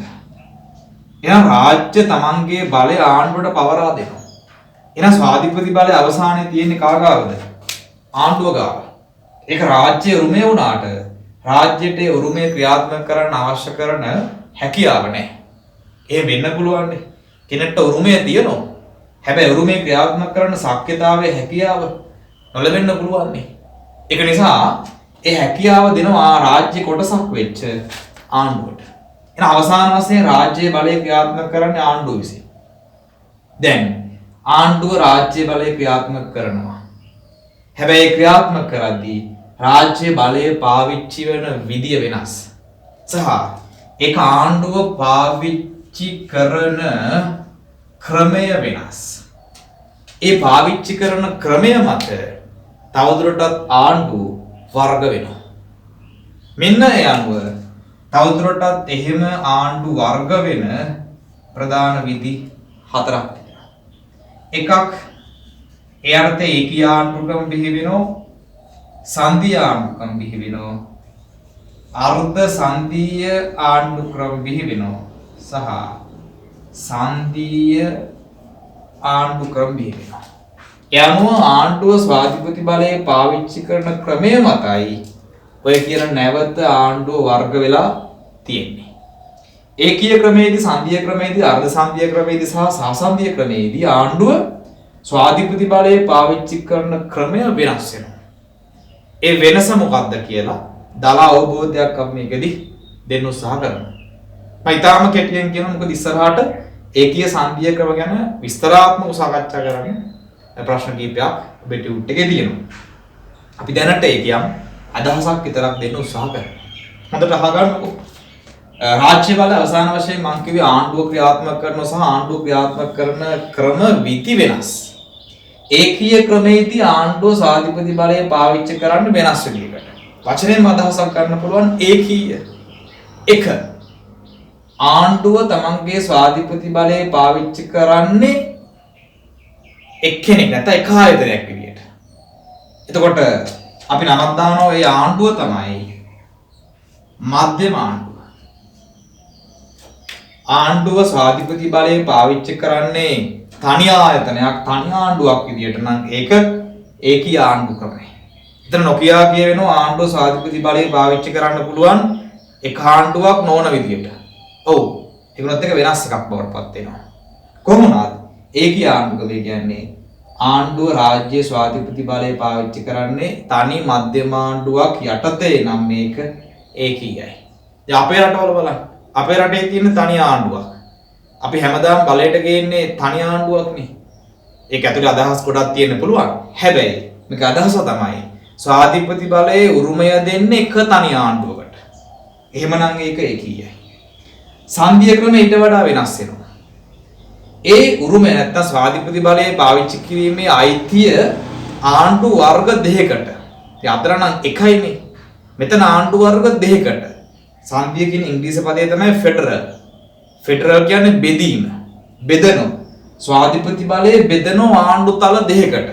එක තලයක් මධ්‍යම ආණ්ඩු වෙද්දී තවදුරටත් බෙදනවා මේක ප්‍රාන්ත ආණ්ඩු වලට. එහෙම වුණොත් ඒක සංධිය නැත්තම් බෙදුණු රට බෙදෙනවා ආණ්ඩු තල දෙකකට. මධ්‍යම ආණ්ඩුවට රටේ සමස්ත උරුමයත් ඒ උරුමයෙන් බැහැර වෙච්ච සෙසු කාර්යයන් ටික ප්‍රාන්ත වලට කොටස් කරලා බෙදලා වෙනමක් දෙනවා.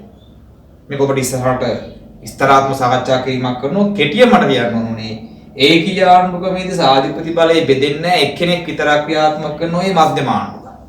හැබැයි සංධීය ක්‍රමයකදී රාජ්‍ය ස්වාධිපති බලය තල දෙකකට බෙදෙනවා. එකක් මධ්‍යම ආණ්ඩුව සහ අනෙක ප්‍රාන්ත ආණ්ඩු. දැන් ඇමරිකාව ගන්නකො ඇමරිකාවේ මධ්‍යම ආණ්ඩුව කරන කාර්යයන් ටිකක් වගේම රට ඇතුලේ ප්‍රාන්ත 50ක් තියෙනවා. ඒ ප්‍රාන්ත ආණ්ඩුවේ කාර්යයන් ටිකුත් කරනවා. එහෙනම් එහෙමත් ආණ්ඩු ලෝකේ තියෙනවා. ඒ දෙකම මිශ්‍ර වෙලා එකතු වෙලා හැදෙනවා අර්ධ සංධිය. වචනයෙන්ම ගන්නකො. අර්ධයක් සංධිය කියන්නේ අර්ධයක් ඒකීය කියන එකනේ. මේක අදහස් තමයි රටෙන් කෑල්ලක් සංධිය වෙලා කෑල්ලක් ඒකීය වෙනවා කියන එක නෙවෙයි. ඒකීය ලක්ෂණත් සංධිය ලක්ෂණත් මිශ්‍ර වෙනවා. මේක තියෙන්නේ ඉන්දියානු රට ඇතුලේ. එතන ඉන්දියාව ඇතුලේ. අපි කියන මේක ඉන්දියානු ක්‍රමය කියලා. ඉන්දියානු ක්‍රමය ඇතුලේ තියෙන්නේ මේ දෙකම එකතුවක්. ඒකීය ක්‍රමයේත් සංධීය ක්‍රමයේත්. ඒක ටිකක් හරි විශේෂයි. මේක විස්තරාත්මකව කතා කළ යුතු දෙයක්. හැබැයි අපි කෙටියෙන් අවබෝධයක් දුන්නොත් මෙන්න මෙහෙම. අර්ධ සංධීය ක්‍රමය ඇතුලේදී වචනෙම තියෙනවනේ. මේ ක්‍රමය පවතින්නේ සංධීය විදියට. කියන්නේ පිටින් කෙනෙක්ට බැලුවොත් ඒක පේන්නේ මේ වගේ. මධ්‍යම ආණ්ඩුවකුත් තියෙනවා ප්‍රාන්ත ටිකකුත් තියෙනවා. ඒතර බෙදිලා තියෙන රට. දැන් අපි දන්නවනේ ඉන්දියාව හොඳාකාරවම මධ්‍යම ආණ්ඩුවක් වගේ ප්‍රාන්ත 29ක් තියෙයි කියලා. හැබැයි ඒ ඇතුළු නොකියවන කතාව තමයි සංධීය වෙන්නේ අර්ධයක්. යම් කාල සීමාවක් විතරයි. ඒ රට ඒකීය වෙන්නත් පුළුවන්. විශේෂයෙන්ම හදිසි අර්බුදයක් ආපු කාලෙකදී ඒ රටේ ව්‍යවස්ථාවෙම කියවෙනවා ප්‍රාන්ත බලය අහෝසි වෙනවා. ප්‍රාන්ත බලය අහෝසි වෙද්දී ඉතුරු වෙන්නේ මධ්‍යම ආණ්ඩුව විතරයි. ඒතර හදිසි අර්බුදකාරී කාලයක නම් සමස්ත රාජ්‍ය බලය ක්‍රියාත්මක කරන්නේ මධ්‍යම ආණ්ඩුවකින්. එහෙනම් හිතන්නකෝ තියෙන්නේ සංධීය විදියට හදිසි අර්බුදයක් ආපු ගමන් ඒකීය වෙන්න පුළුවන්. ඒතර මේ හැකියාව දෙකම තියෙනවනේ. නේ? ඒතර සමහර අපි දන්නව සත්තු වර්ගات ඉන්නවනේ. සමහර කාලවල ඒ සත්තුන්ට උෂ්ණත්වය දරාගෙන ඉන්නත් පුළුවන්. අධික සීතලත් දරාගෙන ඉන්න පුළුවන්. මේකත් ඒ වගේ. සමහර කාලවල ඉන්දියානු ආණ්ඩුක්‍රමය සංධීයයි. සමහර කාලවල ඒක ඒකීයයි. ඒ කියන්නේ සංධීය සහ ඒකීය ආණ්ඩුක්‍රම දෙකේම ලක්ෂණ මේක ඇතුලේ ගැබ් වෙලා තියෙනවා. ඒක නිසා අපි කියනවා මේක අර්ධ සංධීය ආණ්ඩුක්‍රමයක් කියලා. ඒක තියෙන ඉන්දියාව. ඊළඟ තමයි සහ සංධීය. සහ කියන එකෙන් අදහසක් කරන එකතුවක් කියන එක. ඔබ හොඳට බලන්නකෝ. මම සහ අපි. මම කියන කෙනයි අපි කියන ගොඩයි එකතු කරනවා. සහ කිව්වම අම්මා සහ තාත්තා. අම්මා කියන කෙනයි තාත්තා කියන කෙනා එකතු වෙනවා. එතකොට සහ කියන එකේ අදහසක් දෙනවා එකතුවක් කියන එක. සංධිය කියන අදහසක් දෙනවා මම අර ෆෙඩරල් කියලා කියන්නේ. සංධිය කියන්නේ බෙදුණු. ඒ කියන්නේ බෙදිලා තියෙන කොටස්. අපිට කියන්න පුළුවන් රාජ්‍යයන් කියලා. බෙදිලා වෙන් වෙලා තියෙන රාජ්‍යයන් ටිකක් එකතු වෙනවා යම් අරමුණක් ඇතුළ. එහෙම එකතු වෙලා හදා ගන්නවලු සහසන්ධිය ක්‍රමයක්. සංධිය ක්‍රමයට වඩා වෙනස්. අතට තේරුම් ගන්න සංධිය ක්‍රමයේ දුන්නේ එකම රට කොටස් වලට බෙදලා පාලනය කරන්න උත්සාහ කරානේ. සහසන්ධිය කියන්නේ ඒකේ විරුද්ධාර්ථය. වෙන් වෙලා තියෙන කොටස් ටික එකතු කරගෙන පාලනය කරනවා. ඒකේ තියෙන මධ්‍යම ආණ්ඩුවකුත් ප්‍රාන්ත ආණ්ඩුවත්. හැබැයි ඒක වෙන් වෙලා ගිහපු ටිකක් එකතු වෙන්නේ. සංධීය ක්‍රමයකදී එකට තිබිච්ච එකක් කැලි වුණා වෙන් වුණා. අරක වෙන් වෙලා තියෙන ටිකක් යම් අරමුණක් ඇතුව එකතු වෙනවා. සහ සංධීය. සහ කියන්නේ එකතුව, සංධීය කියන්නේ බෙදුණු කැලි කීපයක් එකතු වෙලා හැදෙනවා සහ සංධීය ක්‍රමය. එහෙනම් මේ සියලු ආණ්ඩුකම නිර්මාණය වෙන්නේ රාජ්‍ය බලය හේවා ස්වාධිපති බලය පදනම් කරන්නේ. මේක බෙදෙන්නේ මේ ස්වාධිපති බලයනේ. එකතු වෙන්නේ මේක මේ ස්වාධිපති බලයනේ. එහෙනම් මෙන්න මේ පළවෙනි සාධකයෙන් පෙන්වන්න හදන්නේ රාජ්‍ය බලය ආණ්ඩුව පාවිච්චි කරන ක්‍රමය මත ඒක මේ විදියට බෙදෙන්න පුළුවන්. කොයි විදියටද? ඒකීය, සංධීය, අර්ධ සංධීය සහ සංධීය විදියට. එහෙනම් ආණ්ඩුව ඔය කියන තමන්ගේ පැවරුණු රාජ්‍යයෙන් පැවරුණු ස්වාධීපති බලය පාවිච්චි කරන ක්‍රමය මත නැවත ආණ්ඩු 4ක් නිර්මාණය කරගන්න. ඒක තමයි පළවෙනි සාධක යටතේ ආණ්ඩු වර්ග වෙන විදිය. ලකුණු 10ක ප්‍රශ්නයක් නිසා කෙටි විස්තරයක් පොඩි හැඳින්වීමක් කරේ. හොඳට මතක තියාගන්න ඉස්සරහට මේ ඒකීය සංධීය ක්‍රම විස්තරාත්මකව සාකච්ඡා කරන්න නියමිතයි. සහ ඒකට අදාළ ප්‍රශ්න ටික වීඩියෝ එකේ තියෙනවා. ආණ්ඩුක්‍රම වර්ගකරන පළවෙනි සාධකයේ රාජ්‍ය බලය වෙද්දී අපි කතා කරේ ඒ ගැනයි. දෙවෙනි සාධකය වෙන්නේ විධායක බලය. මේ යටතේ අපි විධායක බලය ගැන කොහොමද ඒකේ ආණ්ඩු වර්ග වෙන්නේ කියලා අපි සාකච්ඡා කිරීමක් කරනවා මේ ප්‍රශ්නයට අදාළව. නමුත් විස්තරාත්මක කොටසක් ඉදිරියට අපි සාකච්ඡා කිරීමක් කරනවා. විධායක බලය අපි දන්නවා ආණ්ඩුවේ තියෙන කොටසක් විධායක කොටස. මම අර ආණ්ඩුව හැඳින්වීමේදී කිව්වා ආණ්ඩුවේ කාර්යයන් පදනම් කරගෙන බල ආයතන 3ක් හැදෙනවා. යස්ථාදායකේ, විධායකයේ සහ අධිකරණය. එතකොට විධායක කියන කොටස අපිට අහු වෙන්නේ ආණ්ඩුවේ පළවෙනි ආයතනය නෙවෙයි, තුන්වෙනි ආයතනයත් නෙවෙයි, දෙවන ආයතනයේ විදියට. ඒකට බලයක් තියෙනවනේ. ඒ බලය තමයි නීති ක්‍රියාත්මක කිරීමේ බලය. ඒ නිසා අපිට දාන්න පුළුවන් විධායක බලය යටතේ මේ අදහස කරන්නේ නීති ක්‍රියාත්මක කිරීම ගැන. ඒ බලය නිර්මාණය වෙන්නේ මේ කාර්යයත් එක්ක. එහෙනම් විධායක බලය කියන්නේ ආණ්ඩුවේ නීති ක්‍රියාත්මක කිරීමේ බලය. ඔන්න ඔය විධායක බලය පදනම් කරගෙන නැවත ආණ්ඩු වර්ග කරන්න පුළුවන්ලු. මතකද දැන් ඔබට අපි විධායක යටතේදී කිව්වා විධායකයේ ප්‍රධාන කොටස් දෙකකට බෙදෙනවාය. එකක් දේශපාලන විධායකය, අනික ස්ථිර විධායකය කියලා. ස්ථිර විධායකේ වෙනස් වෙන්නේ නැහැ කියලාත් මම කිව්වා.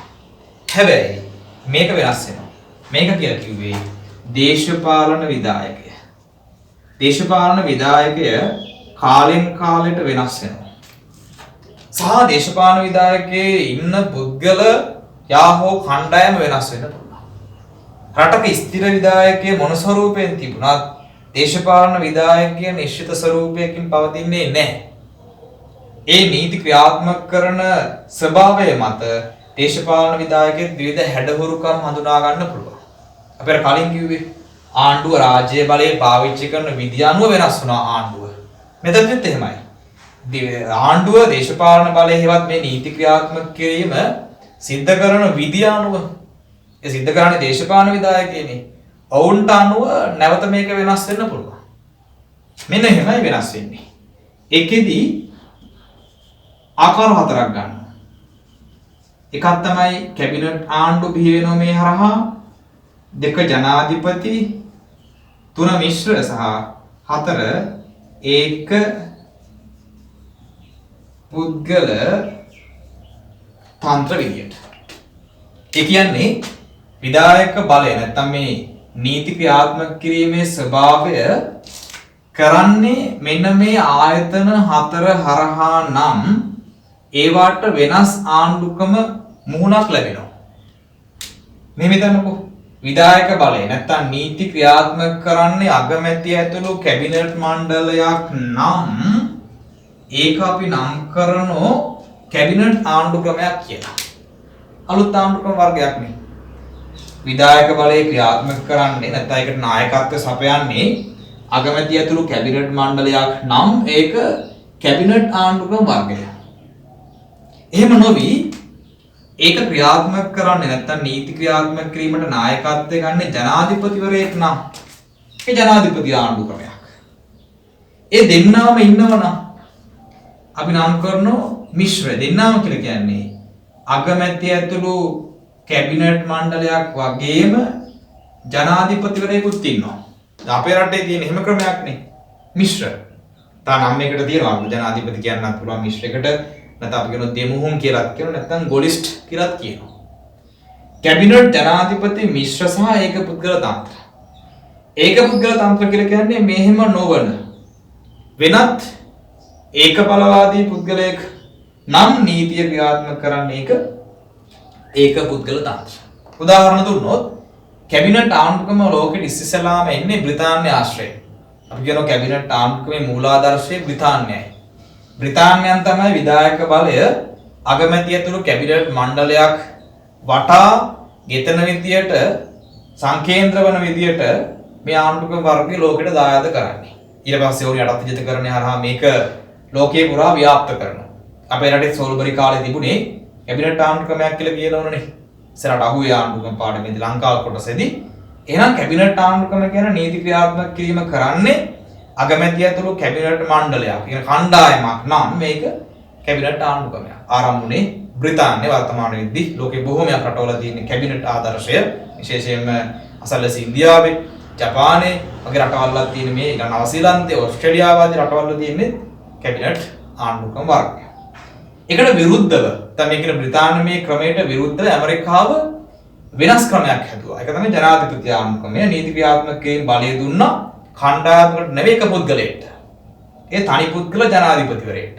ප්‍රජාතන්ත්‍රවාදී රාමුවක් ඇතුලේ තනි පුද්ගලයෙක් ජනාධිපති වශයෙන් හදලා එයාට සමස්ත විධායක බලය දෙනවා.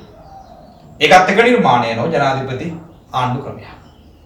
ඒක නිර්මාණය වෙන්නේ ඇමරිකාවෙන් අද වෙද්දී පිලිපීනය වගේ රටවල්වත් ජනාධිපති ආණ්ඩුක්‍රමය ක්‍රියාත්මක වෙනවා. තුන මිශ්‍ර ආණ්ඩුක්‍රමය. මේ දෙකම එකතු කරලා ප්‍රංශය 1958 දී හදන පස්වෙනි සමූහාණ්ඩුක්‍රම ව්‍යවස්ථාව. ප්‍රංශය 1958 හදන පස්වෙනි සමූහාණ්ඩුක්‍රමය. ඒ හදන එක මිශ්‍ර ක්‍රමයක්. ඒ කියන්නේ ඇමරිකානු ක්‍රමයයි බ්‍රිතාන්‍ය ක්‍රමයයි දෙකම ඒකාබද්ධ කරනවා. හදන මිශ්‍ර ක්‍රමයක්. ඒ මත යමින් ලංකාවත් මිශ්‍ර ක්‍රමයට වර්තමාන ආණ්ඩුක්‍රමය හදනෝ 1977 ජාර් බලයටපත් වුණාට පස්සේ 78 ව්‍යවස්ථාව ඔස්සේ. ඒතර මිශ්‍ර ක්‍රමයේදී මේ දෙන්නාම ඉන්නෝ ඒක ඒකාබද්ධ කිරීම මූලික අරමුණකුත් තිබුණා. ඒක අපි ඉස්සරහට පාඩම් වල සාකච්ඡා කිරීමක් කරනවා. ඒක ප්‍රංශයේ චාල්ස් ඩිගෝල් හදපු නිසා ඒ ඩිගෝල්ට කරන ගෞරවයක් විදිහට මේක අපි ගොලිස්ට් ක්‍රමය කියලා හඳුන්වනවා.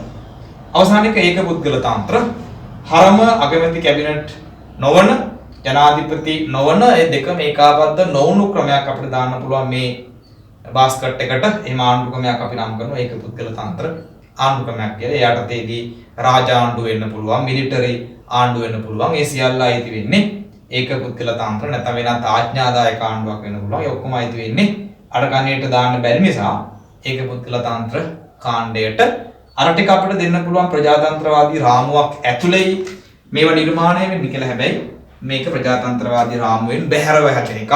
සාපේක්ෂ මතදානයකට නිර් ප්‍රජාතන්ත්‍රවාදී ආණ්ඩුක්‍රමයක් තමයි ඒක පුද්ගල තන්ත්‍ර ආණ්ඩුක්‍රමය කියලා කියන්නේ.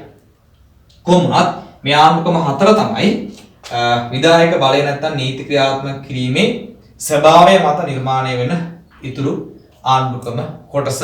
එහෙනම් ආණ්ඩුක්‍රම වර්ග වෙන ආකාර දෙකකට සාධකයන් දෙකක් මත පදනම්. එකක් රාජ්‍ය බලයත් අනික විධායක බලයත්. රාජ්‍ය බලය ආණ්ඩුව පාවිච්චි කරන විධිය අනුවත් විධායක බලය නැත්නම් නීති ක්‍රියාත්මක කරන විධිය අනුව අපිට ආණ්ඩු 8ක් දකින්න පුළුවන් වුණා.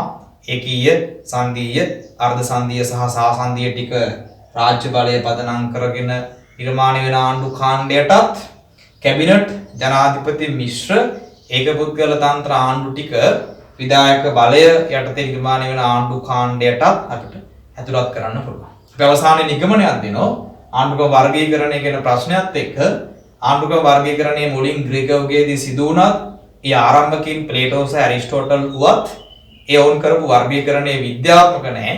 සා වර්තමානයේදී එතනින් මිදිලා නව විද්‍යාත්මක ක්‍රමයක් ඔස්සේ සාධක දෙකක් පදනම් කරගෙන සාධක දෙක වෙන්නේ රාජ්‍ය බලයත් විධායක බලයත් පදනම් කරගෙන ඔන්න ඔය ආණ්ඩු ටික ලෝකෙ දකින්න පුළුවන් සහ ඒක කාණ්ඩ කරගන්න පුළුවන්.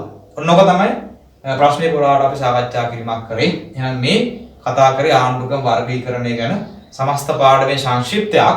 අපි ආණ්ඩුක්‍රම ආකෘති ගැන පාඩම ඔස්සේ සාකච්ඡා කරන්නේ මෙන්න මේ ආණ්ඩු 8 ගැන. ඒ කියවලින් පටන් අරන් විධායක බල අවසානයේක ඒක පුද්ගල තන්ත්‍ර මේ ආණ්ඩු 8 ගැනම කතා කරනවා ආණ්ඩු ආකෘති කියන පාඩමෙන්. එහෙනම් මේ ප්‍රශ්නෙන් අහලා තියෙන්නේ පාඩමේ සාරාංශයක්. ඒ නිසා අපි සාරාංශයක් දුන්නා. නමුත් මේක විස්තරය තව දීර්ඝයි. ඒවා අපි ඉදිරි ප්‍රශ්නවලදී සාකච්ඡා කරන්න බලාපොරොත්තු වෙනවා. එහෙනම් හොඳට කියව ගන්න මේ කොටස් දෙක. අපි කරේ පළවෙනි ප්‍රශ්නේ එකක් මුලින්ම ආණ්ඩුව හැඳින්වීම කොටස සහ දැන් අපි සාකච්ඡා කරේ ආණ්ඩුක්‍රම වර්ගීකරණ නැත්නම් ආණ්ඩුක්‍රම ආකෘති කියන කොටස යටතේ ප්‍රශ්න සාකච්ඡා කිරීමක් කළේ. අපි ඉදිරියට ප්‍රශ්න ටික කරමු. දැනට මේ කොටස ගැන හරි අවබෝධයක් ලබා ගන්න. මොකද මේ කොටස නැතුව අපිට ඉදිරි ප්‍රශ්න ටික කරගන්න හම්බ වෙන්නේ නැහැ. මේ ගැන දල අවබෝධයක් ඔළුවේ රඳවා ගන්න සහ මතකයේ තබා ගන්න. අපි ඉදිරි පාඩම් වලදී ප්‍රශ්න වලදී අපි මේ කොටස විස්තරාත්මකව සාකච්ඡා කිරීමක් බලාපොරොත්තු වෙනවා.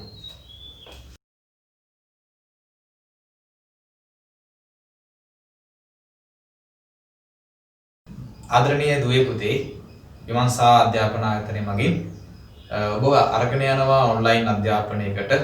මේ සැරසෙන්නේ එහි පළමු පියවර තියන්න. මගේ සහ මගේ නොවන සියලුම දරුවන් අපි ආදරයෙන් පිළිගන්නවා විමර්ශා වෙබ් අඩවියට. විශේෂයෙන්ම විමර්ශා වෙබ් අඩවිය පිළිබඳව ඔබට තවමත් යම් අවබෝධයක් නැත්නම් ඔබේ ගැන කනස්සලු වෙන්න එපා. විශේෂයෙන්ම මේ අලුත් අත්දැකීමක් නිසා ඔබට මේක ඉස්සරහට කරගෙන යද්දී ඔබට ඒ පිළිබඳ අත්දැකීම් එක්ක දැනුමක් ලැබෙයි. අපේ වෙබ් අඩවිය පිටපස්සෙන් දිස් වෙනවා.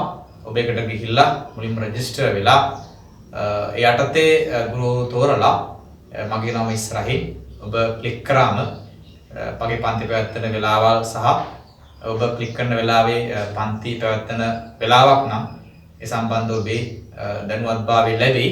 විශේෂයෙන් මම තීරණය කරා සජීවී නොවන ක්‍රමයකට ඔබට උගන්වන්න. සජීවී අත්දැකීම් ඇතුලේ මට දෙන්න පුළුවන් ඔබට අවබෝධ කරවන්න පුළුවන් ප්‍රමාණය මම හිතුවා පටුයි කියලා. සමන් තීරණය කරා එක සජීවී නොවන වීඩියෝ තාක්ෂණය හරහා ඔබට ඉගැන්වීමේ ක්‍රමයකට යන්න සහ ඔබේ පහසුව තකා. මොකද බොහෝ දරුවන් කරපු ඉල්ලීම තමයි දුරකථන සම්බන්ධ ගැටලුවක්, අන්තර්ජාලය පාවිච්චි කිරීම සම්බන්ධ ගැටලුවක් තියෙනවා. සමන් තීරණය කරා මගේ පන්ති දෙකට එකක් 2021 සහ 2022 අපේ බැච් දෙකට පන්ති වෙලාවල් දෙකක් දෙන්න. රාත්‍රී වෙලාව විශේෂයෙන්ම 21 දරුවන්ට සඳුදා අඟහරුවාදා සහ බදාදා දිනෙත් 22 දරුවන්ට බ්‍රහස්පතින්දා සිකුරාදා සහ සෙනසුරාදා දිනේදීත් පන්ති පවත්වන්න. එහිදී ඔබ මගේ පන්ති පැවැත්වෙන කාලය අතරතුර සතියක් අපි ගමුකෝ. සතිය ඇතුලේ එක වීඩියෝ ක්ලිප් එකක් නිකුත් කරනවා මගේ වෙබ් අඩවියට. ඒකදී ඔබ සඳුදා අඟහරුවාදා බදාදා දිනේ පස්වරු 6 ඉඳලා දිනම රාත්‍රියේ 12 දක්වා ඕනම කාලයක් ඇතුළත ඔබට වීඩියෝ නරඹන්න පුළුවන්. ඒ දින තුනේම ඕනම දිනයක ඒ පළවෙනි එකම වීඩියෝවක්. ඔබට ඒක පාවිච්චි කිරීමේ සහ බැලීමේ අදහස නැත්නම් හැකියාව තියෙනවා. 22 දරුවන් නම් බ්‍රහස්පතින්දා සිකුරාදා සහ සෙනසුරාදා මේ දින තුන ඇතුලේ ඔබට පුළුවන් අර කිව්ව වෙලාවටම නැත්නම් පස්වරු 6 ඉඳලා දිනම රාත්‍රියේ 12 දක්වා දින තුනේ ඕනම වෙලාවක ඒ කියපු වෙලාව අතරතුර මගේ වීඩියෝ නරඹන්න පුළුවන්. අපි එකින් එක පාඩමකට අදාළව සාකච්ඡා කිරීම කරනවා. ඒත් එක්ක ඔබට අවශ්‍ය කරන ටියුට් නැත්නම් නිබන්ධනය සහ පේපර් අපි WhatsApp group එකේ දාලා තියෙනවා. ඒකත් අරගෙන ඔබට පුළුවන් නම් print out එකක් නැත්නම් ඒක අමාරු නම් ඔබට ලියා ගන්න පුළුවන් note එකක් විදියකට යෝනම් පහසුවක් ඔස්සේ ඔබට පුළුවන් ඒක හැදෑරීමකට ලක් කරන්න. ඒත් එක වීඩියෝවත් නරඹන්න. ඒ නරඹලා ඔබට අවබෝධ කරගන්න පුළුවන් ඉස්සරහට කරන්න නියමිත පාඩම් එකක් ගැන. ඔබේ අධ්‍යාපනය මඟ හරින්න එපා. මේක අමාරුවෙන් ඉන්න කාල සීමාවක්. ඒක නිසා මම හිතනවා අපි සාධාරණ විය යුතුයි. ගුරුවරු සාධාරණ විය යුතුයි. ඒක නිසා අඩුපාඩු රසක් මැද්දේ අපිට මේක අත්දැකීමක් නැහැ. හැබැයි අඩුපාඩු ගොඩක් මැද්දේ වුණත් අපි උපරිම සාධාරණකින් මේ වැඩේ කරන්න උත්සාහ කරනවා. මගේ පන්ති ගාස්තු ගැන යම් දැනුවත් කිරීමක් කරොත් ඔබට ඒක ලොකු ගැටලුවක් සහ ඒක ගැන අවබෝධයක් දිය යුතුයි. විශේෂයෙන්ම මගේ පන්ති පැවැත්වෙන්නේ 21 රිවිෂන් පන්තියකුත් 22 තියරි පන්තියකුත් විදියට ඒ ඕනම පන්තියකට එකම මුදලක් අය කරන රුපියල් 800ක ප්‍රමාණයක්. මම හිතනවා ඒක සාධාරණයි. මේ පැත්තෙන් බැලුවොත් අපි මේ බඩවි සඳහා කරපු කැපකිරීමත් එක්ක ඉහළම සාධාරණකින් තමයි මේ මුදල නිර්ණය කරේ තීරණය කරේ. ඔබ මාසය ඇතුළත මේ මුදල ගෙවිය යුතුයි. නමුත් මාසයේ මුල් සතියේ ඔබට මුදල් ගෙවීමක් අවශ්‍ය කරන්නේ නැහැ. මාසයේ මුල් සතියේ ඔබට නිදහසේ මේක වීඩියෝ එක නරඹන්න පුළුවන්. හැබැයි පස්සේ ඔබ දෙවෙනි සතියේ ඉඳලා නරඹන්න නම් වීඩියෝව ඔබ මුදල් ගෙවිය යුතුයි. ඒක ආයතනය හරහා සිදුවන යාන්ත්‍රණික ක්‍රියාවලියක් නිසා අපිට සම්බන්ධව වැඩිහත් වීමක් කරන්න බෑ. ඒතකොට මේ හරහා අපිට ෆ්‍රී කාඩ් දෙන්න හැකියාවකුත් නැහැ. ඔබ මේ මුදල ගෙවලා අධ්‍යාපනය ලබන්න යම් ගැටලුවක් ඇතොත් ඒ දරුවන් වහාම මට කතා කරන්න. එම පහසුතාවයක් මේ සම්බන්ධව පැන නැගුණොත් සහ පැහැදිලි බවක් ආවොත් ඔබ වහාම මට හෝ නැත්නම් ආයතනයට කතා කරන්න. කතා කරලා අපි උපරිම සත්කාරයකින් උපරිම මනුෂ්‍යත්වයකින් මේ වැඩේ කරන්න සැදී පැහැදී ඉන්නවා.